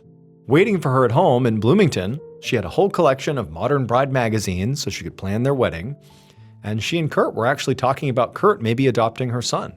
And she knew Kurt could very quickly get a job in Bloomington as a pastoral counselor, and they could maybe save some money by only having to pay for one residence now. And this money tree they were getting was a sweet start. I mean, Kem knew that the members of the congregation were not wealthy people by any stretch. But, she found it very touching that they'd pooled their limited resources to give her and Kurt such a wonderful send-off. The only thing that could make this moment any better would be if Kem's mother, Cricket, was there. But unfortunately, Kem and Cricket were estranged. Kem wished she could be closer to her mother, but Cricket had a mean streak, and for some reason, she really hated Kurt. Kem finished her cake and then checked the time, and she realized, it was time to go, so she tapped Kurt on the shoulder as he was speaking to some friends. They had a lot left to pack tomorrow morning, and they had a long drive ahead of them. So Kem and Kurt made their goodbyes and then headed out of the church holding hands. The next day was Saturday, May 22nd, and Kem and Kurt spent the first part of the day packing and then the second part driving. And then finally, at 10:30 p.m. that night, they pulled their car into the driveway of Kem's two-story house in Bloomington, the home they would now share together. Kem just sat for a second in the passenger seat while Kurt got out of the car and opened up the trunk. They had a lot of stuff to carry in, but Kem was just exhausted and frankly didn't feel like doing it quite yet.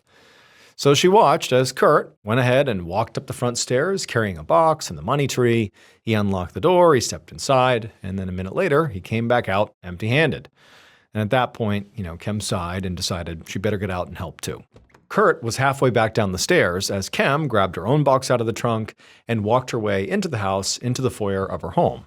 She put her box down and was about to go back outside and do another trip with Kurt when she paused. There was something she didn't recognize on the floor of the foyer that had not been there when she had left for Iowa.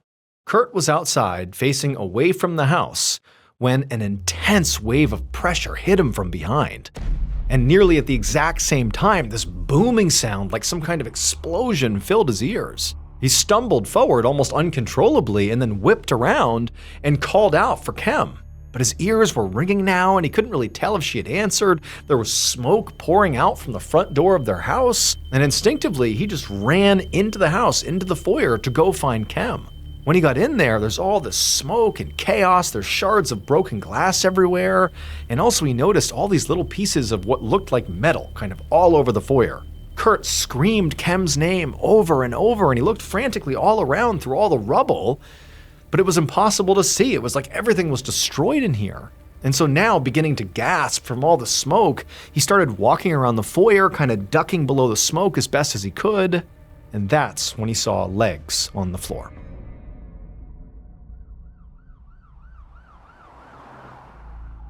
Minutes later, Detective Larry Shepard of the Bloomington Police Department pulled up outside the two-story house in his cruiser, with his partner beside him and another squad car behind them. Shepard did not usually respond to 911 calls because he was a homicide detective, but he had happened to be in the area when dispatch requested officers go check out a report of potentially a shotgun blast on a residential street. However, the second he stepped out of his car and looked at this two-story house, Shepard knew this could not have been a shotgun blast. There was all this black smoke billowing out the front door of the house, and although Shepard couldn't see any fire, he could hear the fire alarm going off inside. And outside, the street was chaos. There were all these people who Shepard guessed must be neighbors shouting and running around, and there was debris everywhere. Broken glass and splintered pieces of wood and chunks of metal that had basically been blown out of the house out onto the street.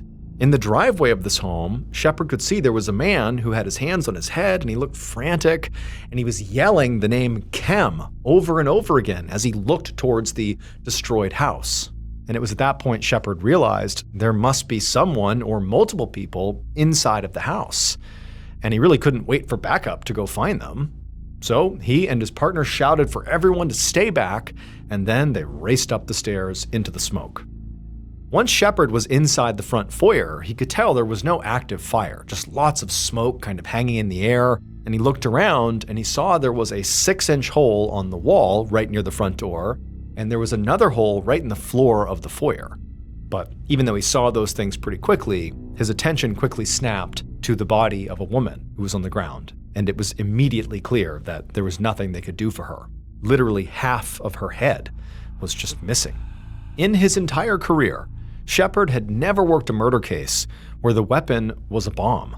But standing in this blackened, destroyed foyer over the charred body of this woman, Shepard felt sure that that is exactly what he was looking at right now. Around this point, the officers from the other squad car had now come up the stairs and into the house. But Shepard told them to get back, go back outside, because the scene was not safe to process yet. They needed the fire department here, and they needed the bomb squad, because there could be more explosives. Not long afterwards, Shepard and the other officers stood on the front lawn as members of the fire department and the state police bomb squad combed through the scene. By this point, Detective Shepard had learned a bit more about what had happened. The dead woman was Kem Wenger, and the man he had seen screaming in the driveway was Kem's fiancé, Kurt Simon. Neighbors said the pair had arrived around 10:30 p.m., and a couple of the neighbors had actually noticed them before the blast went off when they started unloading their car. These neighbors said that they saw Kurt be the first one to go inside the house, and when he did, he went in carrying a box that he had pulled from the back of the car. And then these neighbors said they saw Kurt come out again, empty-handed, but he went down to the back of the car again, and he appeared to put something in the trunk. And at the same time, Kem had grabbed a box from the car, and she went into the house by herself, and that's when the explosion happened. Shepard was troubled by these accounts. He thought it was suspicious that Kurt had been able to walk into the house without getting hurt, and then just seconds later, Kem goes in and her arrival seems to have triggered the explosion. And so naturally, he wondered if maybe that box Kurt was carrying that he went inside with, maybe that was the bomb, and he planted it. And then when he left, she goes in and it obviously goes off. And then also he wondered, what had Kurt put back into his car after he came out again? What did he put into the trunk? But even more suspicious than any of that was what a preliminary sweep of Kem's home had turned up in the basement. And that was wires, gunpowder, and fuses. Shepard did not need to be a bomb expert to know that these could be components of a bomb, and that whoever killed Kem must have built the bomb right there in her basement, which naturally made Kurt Simon the #1 suspect. So Shepard told a crime scene tech to process Kurt's vehicle and pay extra attention to the trunk. Then the detective walked over to Kurt himself. And Kurt was rocking back and forth, and he was crying, and he was still just saying Kem over and over and over again. Shepard asked Kurt if he could tell him, what had happened here. And Kurt looked at him with this vacant and shocked expression, and he told the detective that he didn't know what happened. He'd gone inside with a box, and he had just started back down the stairs when he felt the blast behind him. And at this, Shepard's eyes narrowed, because according to the neighbor's account, they said Kurt was actually at his trunk, putting something back into the car at the time of the explosion. But Kurt was now claiming that he had actually only just exited the house, basically was on the stairs as the blast happened. Now, this discrepancy could just be a result of confusion, or Kurt could be lying to cover up whatever he may or may not have done. But independent of whatever this was, Shepard just told Kurt that right now he was going down to the station for questioning.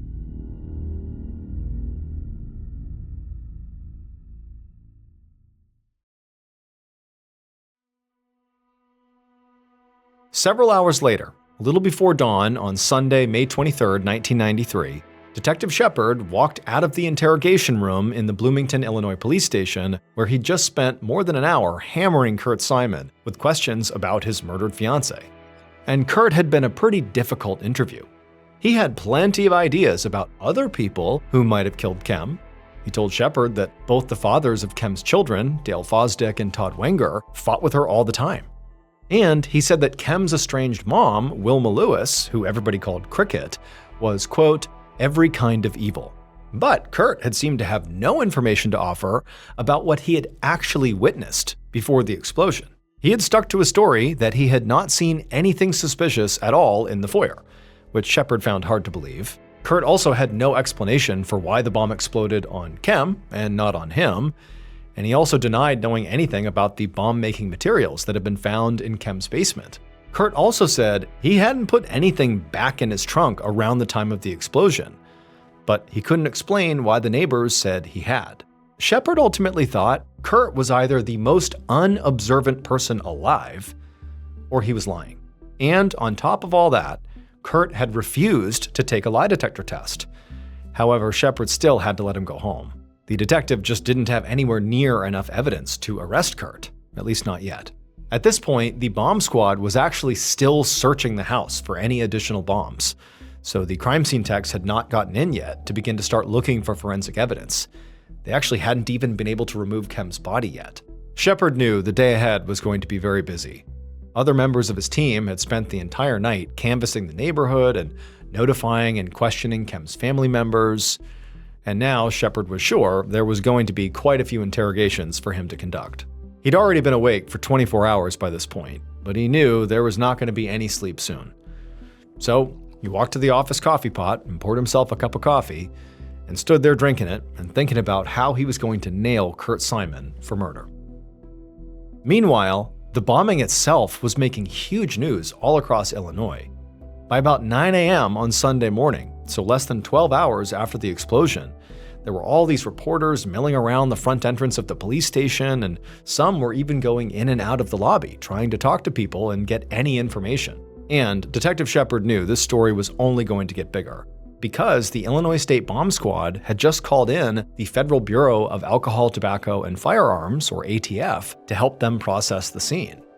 And all that meant there was going to be an enormous amount of pressure on Shepard, who was leading the investigation. And this pressure was especially stressful this morning because the case he'd thought he'd had against Kem's fiance, Kurt Simon, was starting to fall apart. In all their interviews with Kem's friends, everyone had said Kem and Kurt had a good relationship and were excited to start their life together. The crime scene unit had searched Kurt's car, where neighbors claimed they had seen him place something in the trunk right after the explosion or manipulate something back there, maybe a detonator. But the crime scene techs had found nothing suspicious at all back there. Shepard's partner had checked out Kurt's story that he had spent the entire week previous to the explosion in Iowa, where he lived, and he was moving here to Bloomington to live with Kem. And they had found out that that story was true. He really had been in Iowa. And so this made Shepard's theory that Kurt had assembled the bomb in Kem's basement a lot less likely, since Kem was home all week and Kurt wasn't there. Plus, Kem's babysitter had given police 2 additional pieces of information that really widened the suspect pool. First, she said that the spare key to Kem's house had recently gone missing. And the second thing was, because the spare key was gone, Kem had gotten locked out at some point and had to cut a hole in the screen in the back door to get inside. And so this meant that basically anybody could have gotten inside of Kem's house to build the bomb if they just went in through the back door. Or if they, had the key, if they stole the key. So Shepard's suspect list effectively had gone from Kurt to all of Bloomington.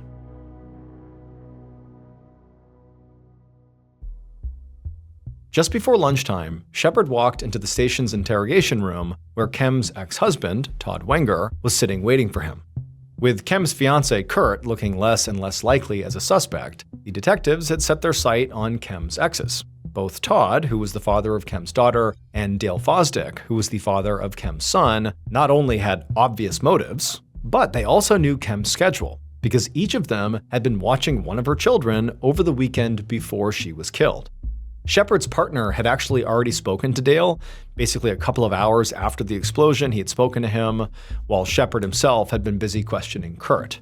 And during that exchange, Dale had seemed shocked by Kem's death, and he'd made what seemed like a good faith effort to answer the detective's questions, although his son kept crying and interrupting them. Dale did admit to having some tension with Kem, but he also had an alibi. He'd been with family in the morning and doing yard work in full view of his neighbors in the afternoon and the evening. He'd given Shepard's partner names and phone numbers of potential witnesses that could have witnessed this, and a preliminary round of calls to those witnesses had suggested that Dale was telling the truth. But the detectives were conducting all their interviews with very little information about the crime itself, because they didn't really know how the bomb that killed Kem actually worked. They weren't sure if the killer had to be, right nearby to detonate it, or if maybe it had been remote operated so the killer could be farther away, or maybe the bomb was just set to some kind of timer. Scientists at the ATF were trying to reconstruct the bomb from all the shrapnel, but until they did that, Shepard and his partner would not know exactly when the killer would have been at Kem's house. And none of the neighbors had reported seeing anything unusual around the time of the explosion that would help them narrow it down. So now, as Detective Shepard sat down across the interrogation table from Kem's ex-husband Todd Wenger, he started with some general questions about his relationship with Kem. And Todd seemed a little nervous because he kept wringing his hands while he spoke. He said that he and Kem did fight about child support costs, and he said he had been very frustrated with her because he didn't feel like she was always fair during their divorce. But he insisted that that did not mean he wanted to hurt her. He said their problems were common for most divorced couples. Shepard did not put much stock in that assertion because in his experience, Divorce or breakup plus money was a very good motive to hurt somebody. So he asked Todd where he'd been all day on the night of the blast. And at this question, Todd definitely appeared to relax, and he launched into a very detailed explanation of all his movements. He said he'd been with his daughter and his new girlfriend, and both of them would definitely vouch for him, along with several people who had seen them during the day. By the time Shepard sent Todd home, he really wasn't sure which of the exes, Todd or Dale, he thought was a better candidate for his killer. Both had clearly been fighting with Cam or had real tension with Cam, but both had alibi witnesses. So, Kem's fiance Kurt might have had the opportunity to plant the bomb if it was set shortly before the explosion, but he had no clear motive. As for Todd and Dale, they seemed to have plenty of motive, but no real opportunity. And so Shepard decided his next move should be to talk again to Kem's family. Maybe they would be able to help him sort out his flawed suspect list.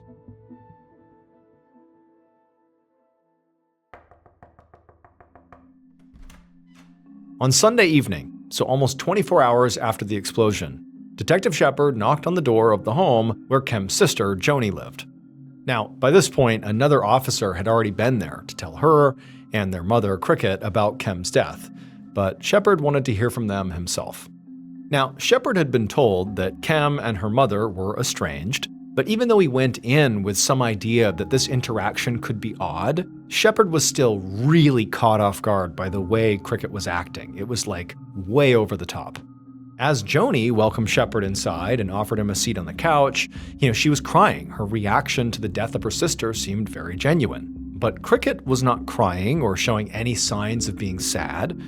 Instead, she was just furious, and not about the murder, or about losing her child, or about the fact that police had not made an arrest yet. She was furious about her child's life insurance policy, which apparently Kem had not added her to as a beneficiary, which meant that Cricket was not going to be paid any money despite her child being killed. As Shepard seeing this, he thought about how Kurt had insisted in his interrogation that Cricket was a horrible person, that she was evil. Now, at the time, Shepard had not really taken that seriously because he figured Kurt was trying to throw suspicion off of himself, and lots of people don't like their mother-in-laws. But now he was reconsidering. He felt like he was witnessing someone who could be just as bad as they were described to be. And then, when Shepard actually asked Cricket about her relationship with her now deceased daughter, Cricket went off, but not about her relationship really with Kem, but more about Kurt and how Kurt had ruined Kem's life. She said Kurt was a terrible partner for Kem, and that he had destroyed the best relationship she ever had, which Cricket said was with Dale Fosdick, the father of Kem's son. She also said that Kurt had destroyed her, Cricket's relationship with Kem too. She said that she and her daughter used to talk every day, but once Kurt was in the picture, she had been forbidden to call the house at all. Now, to Shepard, Cricket seemed completely scattered, bouncing from one subject to another and just mad about everything. But he started to wonder if what he was witnessing here was not just pure selfishness and being a terrible person, but instead could be some kind of very complicated grief or maybe even guilt, or grief and guilt combined. But one thing was definitely true, which was Cricket really seemed to hate Kurt as much as Kurt seemed to hate her.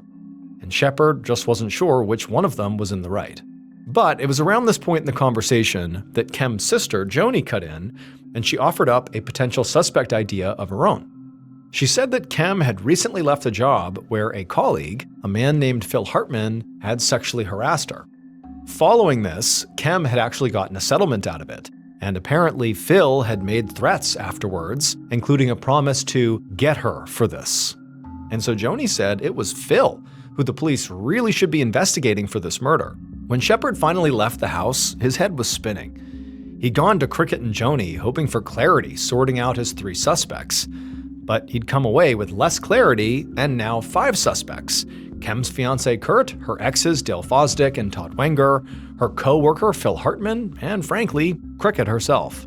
At this point, it was late on Sunday night, and Shepard had been awake since Saturday morning, and so he decided the best thing he could do now was just go home and get some sleep. That way, he could come back with a clear head on Monday morning and maybe make sense of it then.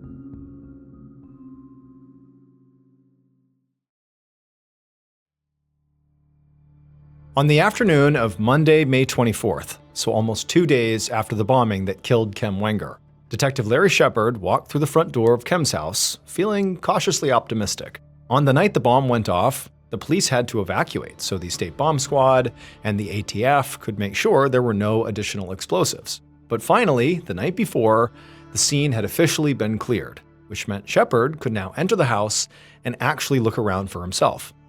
Inside the house, he could see that the foyer was still in complete disarray, although Kem's body by this point had been removed and autopsied. There were also now all these little flags and markers all over the place, pointing out how she'd been positioned on the floor and where various bomb fragments and other evidence had been collected. And also now, because the feds had completed a preliminary assessment of the bomb, Shepard could actually imagine how the bombing went down. There was a 6-inch hole in the foyer floor, and Shepard now knew that that was where the bomb had been placed, right there on the ground, probably concealed in some kind of a small box or package. From the autopsy, which had shown distinct damage to Kem's right hand, Shepard knew that what likely happened was that she had spotted the package and picked it up with her right hand, which then triggered the explosion. And this was actually the single most important thing the feds had been able to determine, that the bomb was motion activated. This was huge, because it meant the bomber did not have to be at or even near Kem's house to trigger the explosion manually, which meant they could have left this thing there any time during the weekend. This also explained why there were a bunch of wires and bomb-making materials found in the basement, because if the bomb had been built somewhere else and transported to Kem's house in, say, a car, the bomb could have exploded along the way. So what likely happened was that Kem's killer brought a partially finished bomb to Kem's house that would not detonate as they carried it, and then they put the final touches on it right on site, once it was actually in position in the foyer. This also meant the bomber had to be pretty sophisticated, because building a bomb like this took technical skill, it took some intelligence and real attention to detail, because if you don't have those things, you can set off the bomb and kill yourself. And so, in Shepard's mind, this likely took Kem's mother, Cricket, right off the table. She just did not strike him as organized enough or really coherent enough to build this type of bomb. She just seemed way too scatterbrained. Kem's exes, Dale Fosdick and Todd Wenger, both worked with machines for a living, so they were definitely still in. And her fiancé Kurt was highly educated, so he was still in. Shepard wasn't sure about Phil Hartman, the co-worker who Kem had accused of sexually harassing her.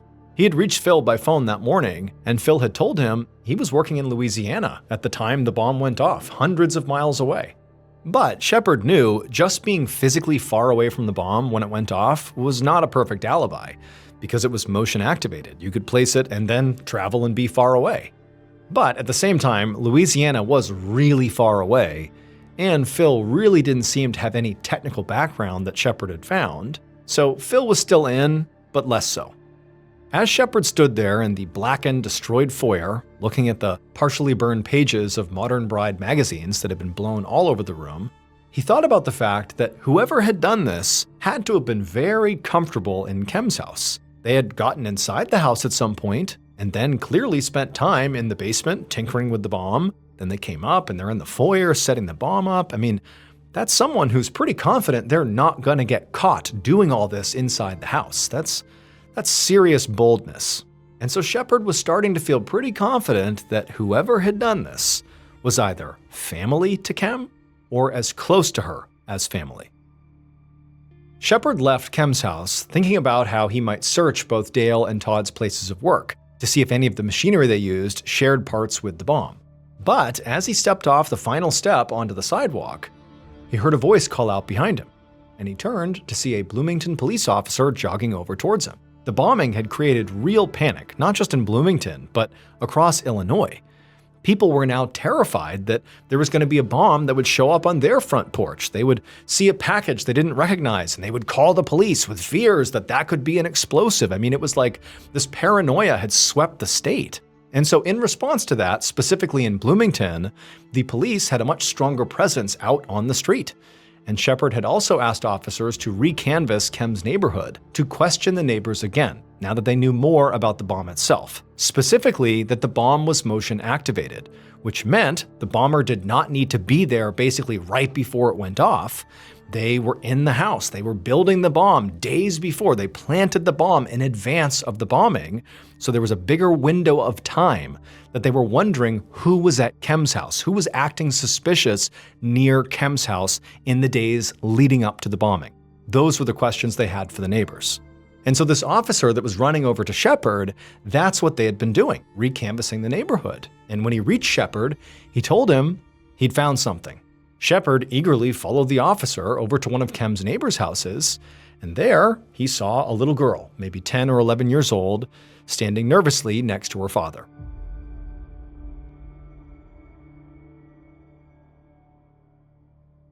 And based on what this little girl would say, along with evidence collected by the Bloomington Police Department and the ATF, this is a reconstruction of what authorities believe happened to Kem Wenger on May 22, 1993.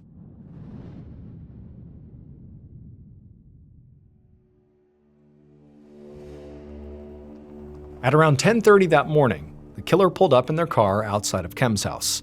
They picked up a bag that was sitting on their passenger seat, which contained a partially completed pipe bomb and some tools. With this in hand, they got out of the car and they walked up to the front door and they pulled a key from their pocket. This was the same key they had stolen from under the doormat a few months earlier. They used the key to unlock the front door and they let themselves inside. The killer then walked down to the basement, where they took all the various items from the bag and placed them on the counter, and they got to work. The killer was not worried about getting caught. They knew this neighborhood very well, and everybody in this neighborhood knew them, and they would not find it suspicious at all to see them there. Plus, they knew they would have an alibi for the time period when the bomb actually would go off. Once the bomb was mostly assembled, the killer gathered up most of their things. They left behind some random supplies in the basement, but figured it didn't really matter since the explosion would take care of everything. Feeling very confident in their workmanship so far, the killer walked back upstairs and placed the nearly completed bomb on the floor in the foyer. And then, as they completed the final steps, they could feel sweat beating on their forehead, because if they did anything wrong, the bomb would go off. But the killer got it all done, and they stood up very slowly and carefully and walked back out through the front door. But before they could get in their car and drive away, they saw one of the neighborhood girls playing in the yard next door. And the girl looked at them and waved and said hello. And the killer, who felt like they belonged there and no one will remember me, they waved back. Well, the little girl remembered that interaction, and she would tell Detective Shepard who she saw leaving Kem's house. It was none other than Kem's ex-boyfriend and the father of her son, Dale Fosdick.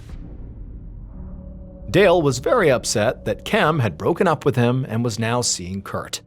He had also heard from Cricket, who he was still very close with, that Kurt had talked about adopting his own son, and this enraged him. He couldn't stand the idea that his own boy might grow up calling another man dad. So he used the electronic skills and the tools he'd acquired from his hobby of building model airplanes to build a pipe bomb. And so ultimately, Dale was caught because of his entitlement to feel like he could just stroll into Kem's house anytime he wanted. Because he did that all the time, despite her saying not to, he became a familiar face in the neighborhood. And that's why that little girl remembered him. After months of forensic work that tied Dale even more closely to the bomb, he was finally arrested and found guilty of first-degree murder and sentenced to 61 years in prison. But he would only serve 14 of those years because in 2010, while still behind bars, Dale died of a sudden illness.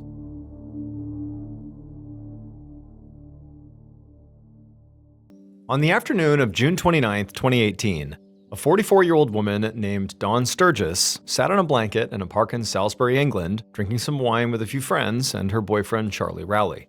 It was Dawn's favorite way to spend a Friday, especially since it involved Charlie. So they'd been dating for 16 months, and she was completely in love with him, primarily because Charlie was truly like the lone bright spot in Dawn's otherwise really difficult life. So Dawn was an alcoholic who had struggled with an undiagnosed case of bipolar disorder for years. And so she had a hard time finding work. And for the last 2 years, she'd actually lived in a therapeutic group home.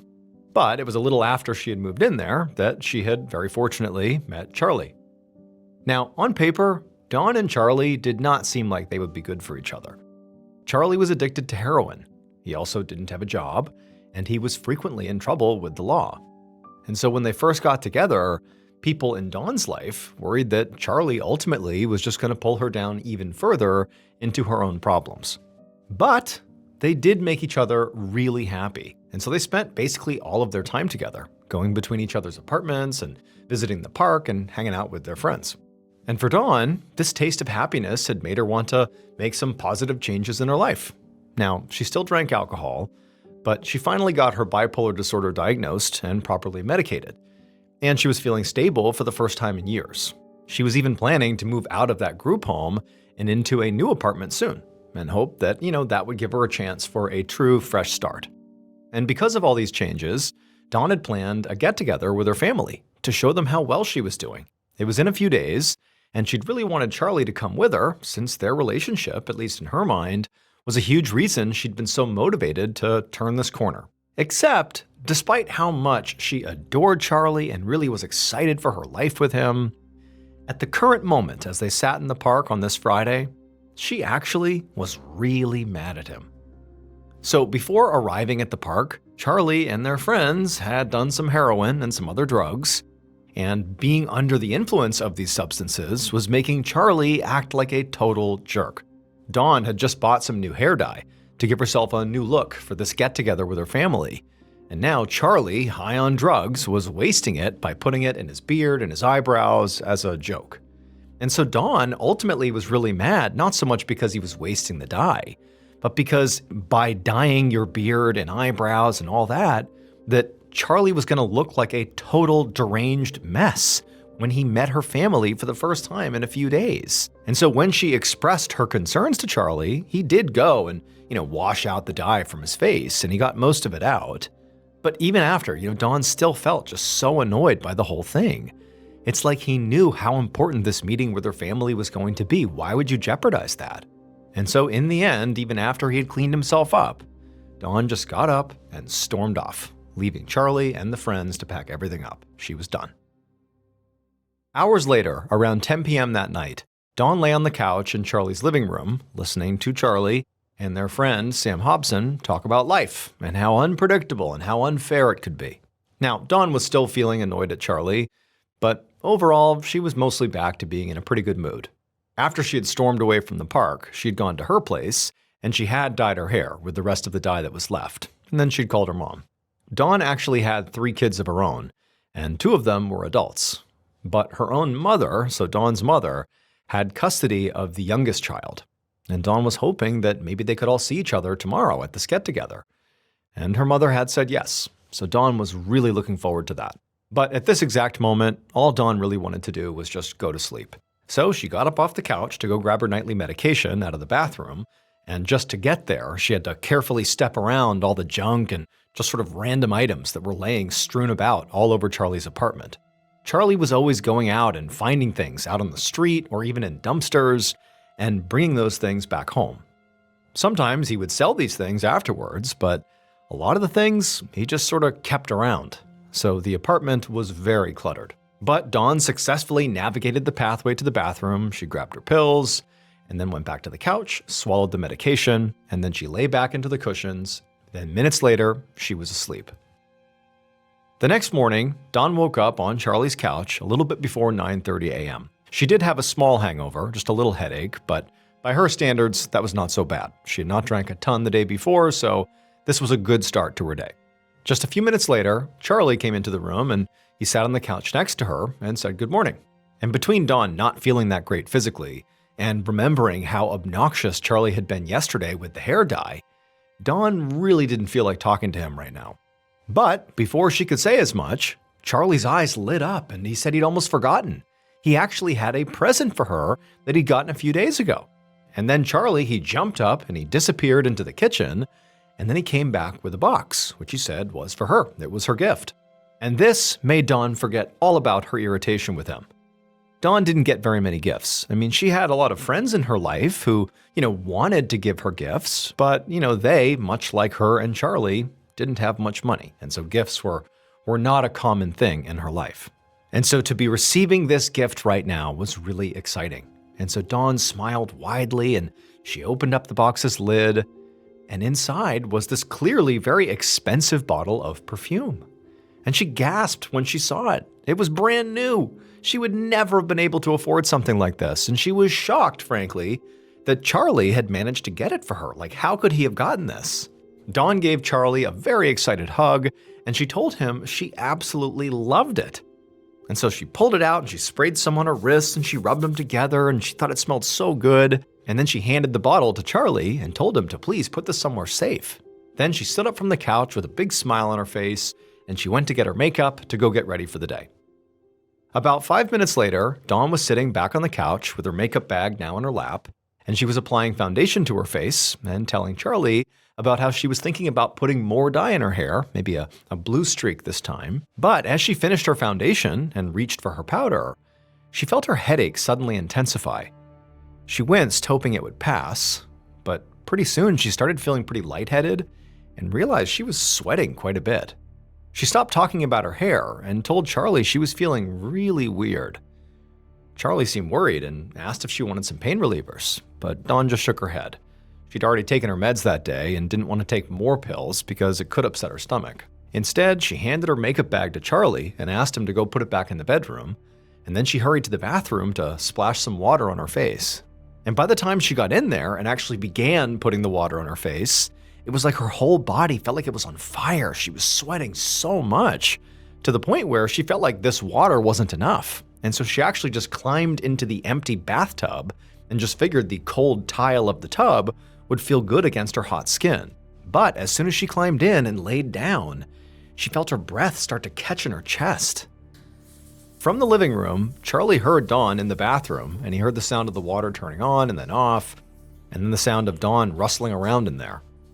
Now, he was somewhat worried about her, but he also knew she regularly had hangovers, and she clearly had one now, and so he figured, that's what this was. He also really wanted to leave right now and go meet up with his friend Sam to shoot up some more heroin, because that would take the edge off his headache and his nausea. However, before he could do that, he heard a weird sound coming out of the bathroom where Dawn was. At first, he wasn't even sure what it was, but then he realized it was a gurgling sound. And so at this point, he jumped to his feet and he hurried to the bathroom door, and as soon as he opened it, he gasped, because Dawn was laying there in the empty bathtub, fully clothed, and frothing at the mouth. Charlie had no idea what was happening, but he instinctively ran over to her, pulled her out of the tub, and he laid her on the floor, and he could tell that she was basically unconscious and she was limp, and in fact, when he listened closely to her mouth, he couldn't even tell if she was breathing. And so Charlie's thinking, this is not a hangover, this is something way more serious. So he ran and got a phone and he called the emergency line. And when the dispatcher picked up, Charlie frantically explained what was going on, that, Dawn, his girlfriend, had just collapsed in the bathtub out of nowhere. The operator got his address and said they would send a paramedic, but they also told Charlie he would have to do CPR on Dawn while he waited, and so they explained to him how to do that over the phone. Charlie was horrified, but he tried to take a deep breath and do what they said so he could help Dawn, so he kept the phone by his side while he straddled Dawn and gave her chest compressions. It would take an agonizing 19 minutes before a single paramedic finally arrived. And by that time, Dawn had begun to turn blue. Charlie paced around anxiously inside of his apartment while the paramedic took over chest compressions. Charlie could hear the paramedic calling for more help on his radio. And sure enough, a few minutes later, more paramedics streamed inside. And at first, this made Charlie feel hopeful, like more medical support meant that Dawn was going to be okay here. But then, from his spot out in the living room, he heard one of the paramedics say something about drugs, like this could be an overdose or something. Charlie heard that and he called out that Dawn didn't do drugs, but the paramedics did not seem to hear him. And a second later, their voices got more urgent. They were using a lot of medical terminology that Charlie didn't understand, but he did catch one thing. Dawn's heart had apparently stopped.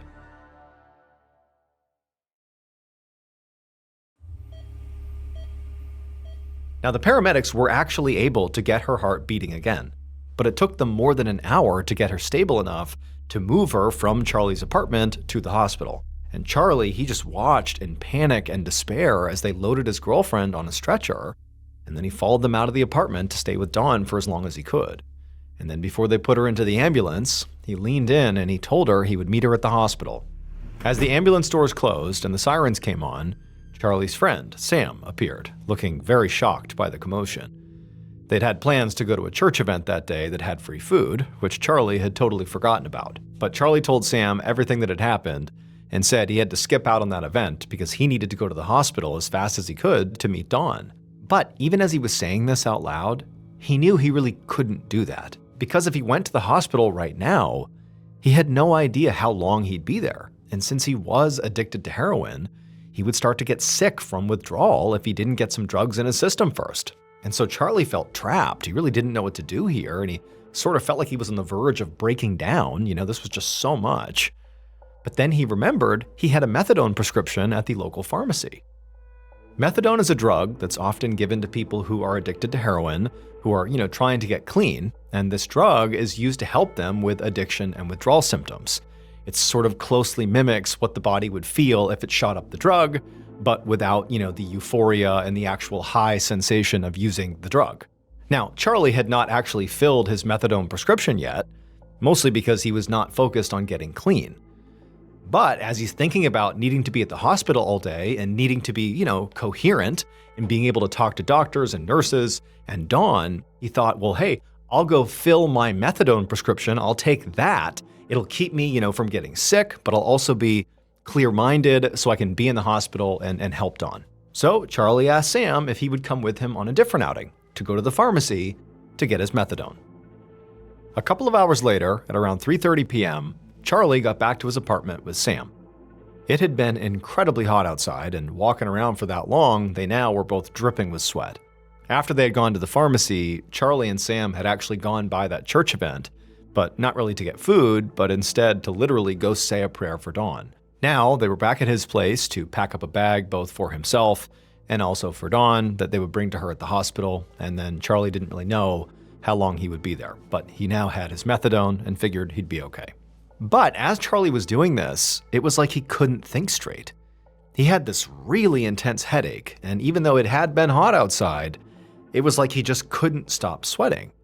And so Charlie was thinking to himself, maybe it's the methadone. He had never done it before, and maybe this is like a byproduct. Maybe these are symptoms from taking methadone. So he decided he would just take a shower, thinking that would kind of, clear out these symptoms and he'd be back to normal. But after the shower, he felt even worse. And when he looked in the mirror, he saw his pupils were now constricted to little pinpricks. But he still tried to press on here, and he went into his room to get dressed and to finish packing Dawn's bag. But as just a couple of minutes went by, he noticed his heart began to race. And as it raced, it got faster and faster, like he couldn't calm it down. Now, over the past couple of days, between the methadone and heroin, Charlie had basically used a lot of drugs. But he did drugs all the time. And he'd never felt this combination of symptoms before. And so Charlie, he leaves the bedroom and he goes into the living room and he just sits down on the couch feeling completely awful. And he has this thought come to him. He's thinking, okay, I don't think it's the drugs because I always do drugs and this is not it. I've never felt this way. And he looks over at Sam, his friend, and he has this weird thought that it's like, what if Sam poisoned me? What if that's what's going on here? What if I've been poisoned?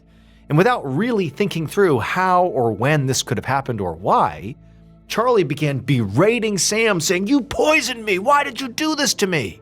And Sam was so caught off guard that he was like, "What are you talking about?" And he began backing away. And Charlie, he just jumped up off the couch and began to pursue Sam like he was going to attack him. But after only taking a couple of steps away from the couch, Charlie's mouth filled up with so much saliva that he stopped being able to speak clearly. All he could do was kind of gurgle and spit out this froth, and then his legs got so weak and wobbly that he had to lean against the wall just to keep from falling down. And then he felt his whole body begin to seize up, and then the last thing Charlie was aware of was his friend Sam grabbing a phone and calling for an ambulance. About an hour later, inside of the emergency room of the Salisbury District Hospital, the on-call doctor stood in Charlie Rowley's treatment room while a nurse at his bedside took his blood. The doctor had just finished examining Charlie, who was now unconscious. He'd clearly had a seizure, and now he had a fever. He had constricted pupils, and he had labored breathing. So clearly, to the doctor, Charlie's condition was very serious. But the doctor was sure he knew exactly what had caused it. Charlie had overdosed on drugs. And the doctor really felt strongly about this because Charlie's girlfriend, Dawn, had been treated that morning for the exact same thing. She'd been brought in after her heart stopped, and she'd had a lot of the same symptoms as Charlie. Now, they had stabilized her, but she'd been admitted to the intensive care unit and was still listed in critical condition. And so the doctor felt really confident in his diagnosis of both Dawn and Charlie because the symptoms fit. And the officer in charge of both cases had confirmed that Charlie, at least, was a known drug user. And the apartment where they'd both been found had been full of needles and other drug paraphernalia. Over the next 24 hours, neither Dawn nor Charlie got any better. In fact, they both got much worse. Their nervous systems began to completely break down, meaning that essential body functions like breathing were beginning to fail. Dawn was literally in a coma and being kept alive by a life support machine, and Charlie was also still unconscious, and his breathing had declined to the point where they had to put him on a ventilator. He'd also been moved to the intensive care unit, same as Dawn. And so at this point, Charlie and Dawn no longer looked like they had simply overdosed on drugs. It seemed like maybe they actually took a bad drug, like there was, poison in the drugs they took perhaps, or something completely different. But none of the medical staff could figure out what was actually wrong. It was totally anomalous. By the afternoon of July 3rd, so 3 days after Dawn and Charlie were hospitalized, one of the doctors in the intensive care unit where they were, his name was Stephen Jukes, he had officially taken over both of their cases. Dr. Jukes had seen the results from the initial toxicology screenings, and they showed that while Charlie did have a significant amount of heroin and other drugs in his system, Dawn did not. All her results showed was that she'd taken some prescription psychiatric medication, and so Dr. Jukes had sent more of their blood to another lab to test for a wider range of drugs, so he was waiting on those results. But admittedly, he was losing faith that the results he was going to get would give him his answer. Now, by this point, Dr. Jukes had ruled out some things that could have caused their symptoms. Like at one point, they believed that, maybe the two had been exposed to a gas leak in Charlie's apartment, because some of the symptoms you get with the gas leak are similar to what they had. But the main reason this theory didn't really work out is, Dawn and Charlie had been in the apartment together that morning that Dawn was brought into the hospital, but only Dawn was affected. Charlie wasn't. And so presumably they were both being exposed at the same time to, if there was a gas leak. But then Charlie, he leaves the house for several hours, so he's out completely unexposed to whatever was in there. He comes back into the apartment, and then he feels sick. It didn't really add up. If he got sick from a gas leak in the apartment, it should have happened at the same time as Dawn. Also, the first responders, when they were in there working on Dawn, they didn't report smelling anything odd. Now, of course, some leaks like carbon monoxide, you wouldn't be able to smell that, but a typical gas leak, you would be able to smell. It smells like rotten eggs. Plus, you also have the fact that when Charlie got sick, Sam, his friend, was in the apartment as well, and he did not get sick. So, all told, the gas leak theory seemed to not be it. Dr. Jukes had also briefly wondered if maybe what had happened to Dawn and Charlie was connected to this strange toxin exposure case that had come through the hospital a couple of months earlier. However, the victims in that case were from out of the country, and Dawn and Charlie had not been out of England, so Dr. Jukes had ruled that out as well. But Dr. Jukes did have one theory he still thought was a good one. Maybe this was pesticide poisoning. It matched with their symptoms, and Dr. Jukes knew that sometimes street drugs can be contaminated with pesticides. So if Dawn and Charlie had both taken something that Dr. Jukes hadn't tested for yet, then they could have maybe been exposed that way. He had told the police about this theory, and so they'd issued a press release encouraging drug users to be extra cautious in case, there was this pesticide out there.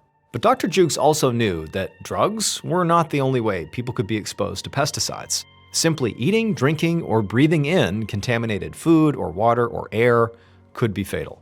And this was extremely troubling to Dr. Jukes and to everybody else involved with the case. Because if Dawn and Charlie had been exposed to potentially deadly chemicals just by doing normal things in their home or neighborhood, that meant that basically everybody else in their neighborhood was also in danger of getting sick too.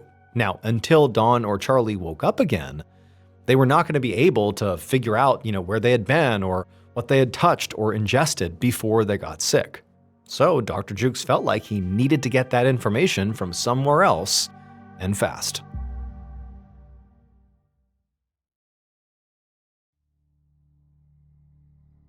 The next morning, July 4th, so 4 days after Dawn and Charlie got sick, Dr. Jukes pushed open a door to a room where Dawn's mother, her 3 sisters, and her son were all waiting.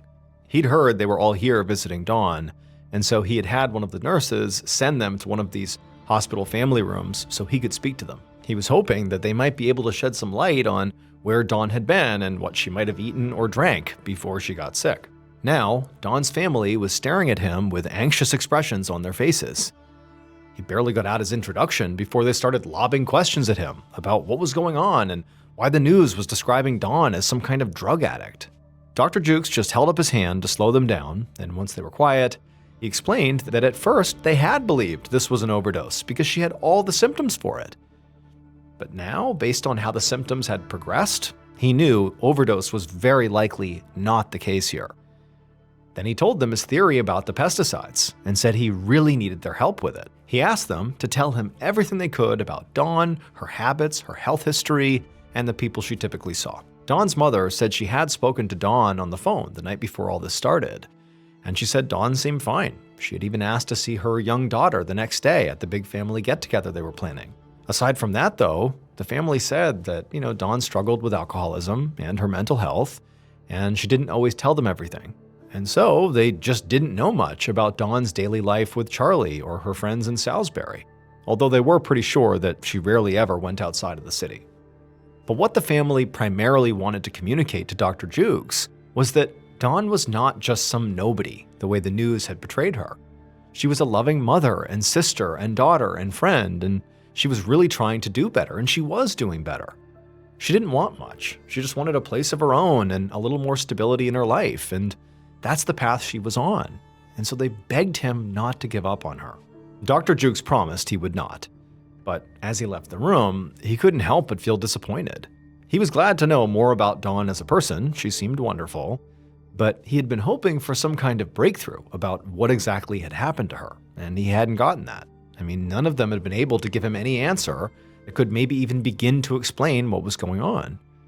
And so at this point, he really wasn't sure what else he could even do.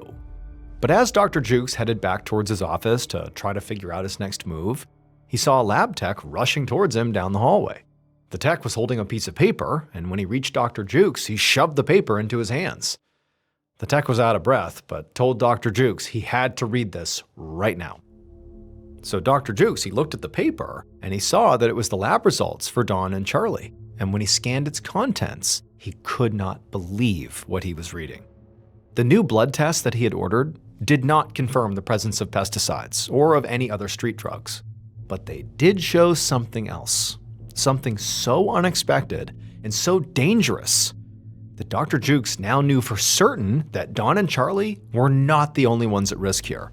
Everyone was, like literally everyone in Charlie's apartment building, everyone in Dawn and Charlie's neighborhood, all the paramedics, all the doctors, all the nurses that had treated them, and all the patients in the hospital. Literally everybody. In fact, it was even possible that everyone in the whole city was now in danger, and it might already be too late. And so Dr. Jukes sprinted down the hall towards his office, he picked up the phone, and he called the police. A few hours later, the deputy head of investigations for one of England's counter-terrorism units, Philip Murphy, stood on the street outside of Charlie's apartment building.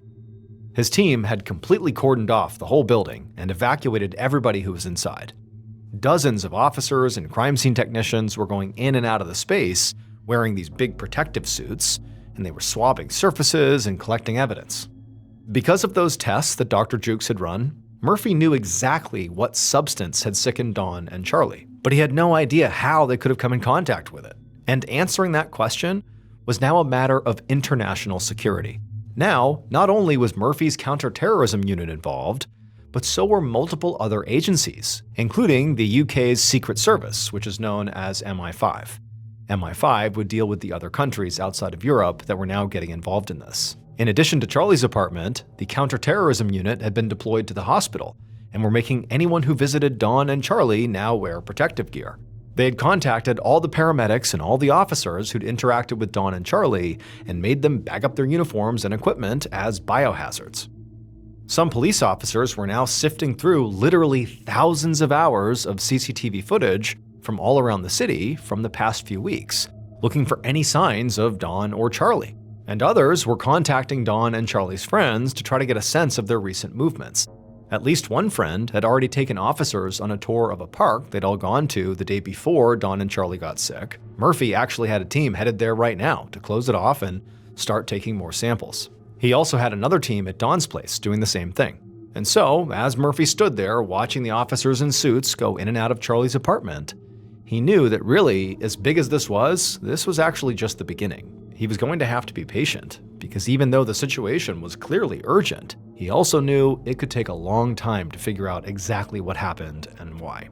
And so at this point, all Murphy, or anybody else for that matter, could do here was just hope that, the authorities found some answers before more people got hurt. But just 4 days later, on July 8th, Dawn was taken off life support and died in the hospital. And of course, that was incredibly tragic, but specifically for Murphy, he was hoping to get a chance to speak to her. She was, a potential treasure trove of information about how this whole thing happened, and now, of course, he would never get that chance. On July 11th, so 11 days after Dawn and Charlie first got sick, with Dawn now deceased and Charlie alive but still unable to talk, the agencies working on the case had managed to eliminate almost every location that Dawn and Charlie had visited as the source of this toxic substance, except for one, and that was Charlie's apartment. And so Murphy sent the forensics team back to the apartment to search it all over again. That afternoon, a lead officer with the forensics team stood in the middle of Charlie's small apartment alongside some of his colleagues. This lead officer and his team were all dressed in these very heavy-duty protective suits, so they moved slowly around the cramped space as they took samples of surfaces and bagged potential evidence. All the stuff, all the clutter in the apartment made it really hard to get around. There were clothes on the floor and open bags of fabric and dirty dishes stacked in the sink and on the counters and overflowing trash cans. And in the bedroom, there was a bunch of makeup and some hair dye boxes scattered on the floor, along with needles and other drug paraphernalia. There was not a ton of furniture in the apartment, but it was all over the place because paramedics had pushed it around during their response. And other areas of the place were littered with medical debris, like rubber gloves and plastic wrappers. And there was also just some trash and just kind of like random objects, water bottles, plastic toys, piled up on the windowsills. It was almost like there was literally too much in the apartment to even effectively test it all. But as the lead officer walked around doing his best to, identify things to be tested, something on a counter caught his eye. It was an object that looked very different from anything else in the apartment. Now, to understand what happened to Dawn and Charlie, you have to go back in time to 3.5 months before they got sick, when an unrelated older man and a younger woman were found unresponsive on a park bench in Salisbury and brought to the Salisbury District Hospital, the same one that Dawn and Charlie would go to. Now, this older man and the young woman, when they came into the hospital, they were experiencing seizures and they couldn't stop vomiting. But after being treated at the hospital, they actually both fully recovered. And at first, the doctors there, including Dr. Jukes, thought this man and woman were just regular civilians who had gotten sick, maybe from an overdose. But soon, it became clear that both of those things were not true. Number one, they were not just regular civilians. The older man was a Russian spy who had defected to England, and the young woman was his daughter. And they had definitely not overdosed. They had been poisoned. An investigation discovered that the substance that had been used to poison them was this very rare and deadly chemical weapon created by Russia called Novichok, a kind of nerve agent. And so 3.5 months later, after Dawn and Charlie were hospitalized and getting worse and worse, and then that lab tech rushed down the hallway to show Dr. Jukes their new lab results, it was Novichok, the deadly chemical that Dr. Jukes saw printed on the paper. That was in their system. Investigators in the spy poisoning case had never been able to figure out exactly how the poison had been administered to the spy and his daughter. But the item that Murphy's forensics team had found on the counter in Charlie's apartment, the one that kind of stood out and didn't really appear like it belonged in this space, was the item that ultimately solved that mystery. It would turn out Charlie actually found the source of the poison, unintentionally. It was that brand new bottle of perfume that he had given to Dawn on the morning they both got sick. Because Charlie hadn't actually bought this gift at a store, he couldn't have afforded it. Instead, he had found it in a dumpster during one of his many dumpster diving excursions. And that dumpster just so happened to be the exact same dumpster where a Russian agent had discarded the poison perfume after the attempted assassination. So when Dawn accepted Charlie's gift and sprayed it on her wrists in excitement, she had accidentally exposed herself and Charlie to the deadly nerve agent. Charlie would eventually recover from his exposure to Novichok. As for the 3 Russian agents that authorities suspect were involved in this thing, they went back to Russia and have never been prosecuted. And Russia has denied involvement in the poisoning.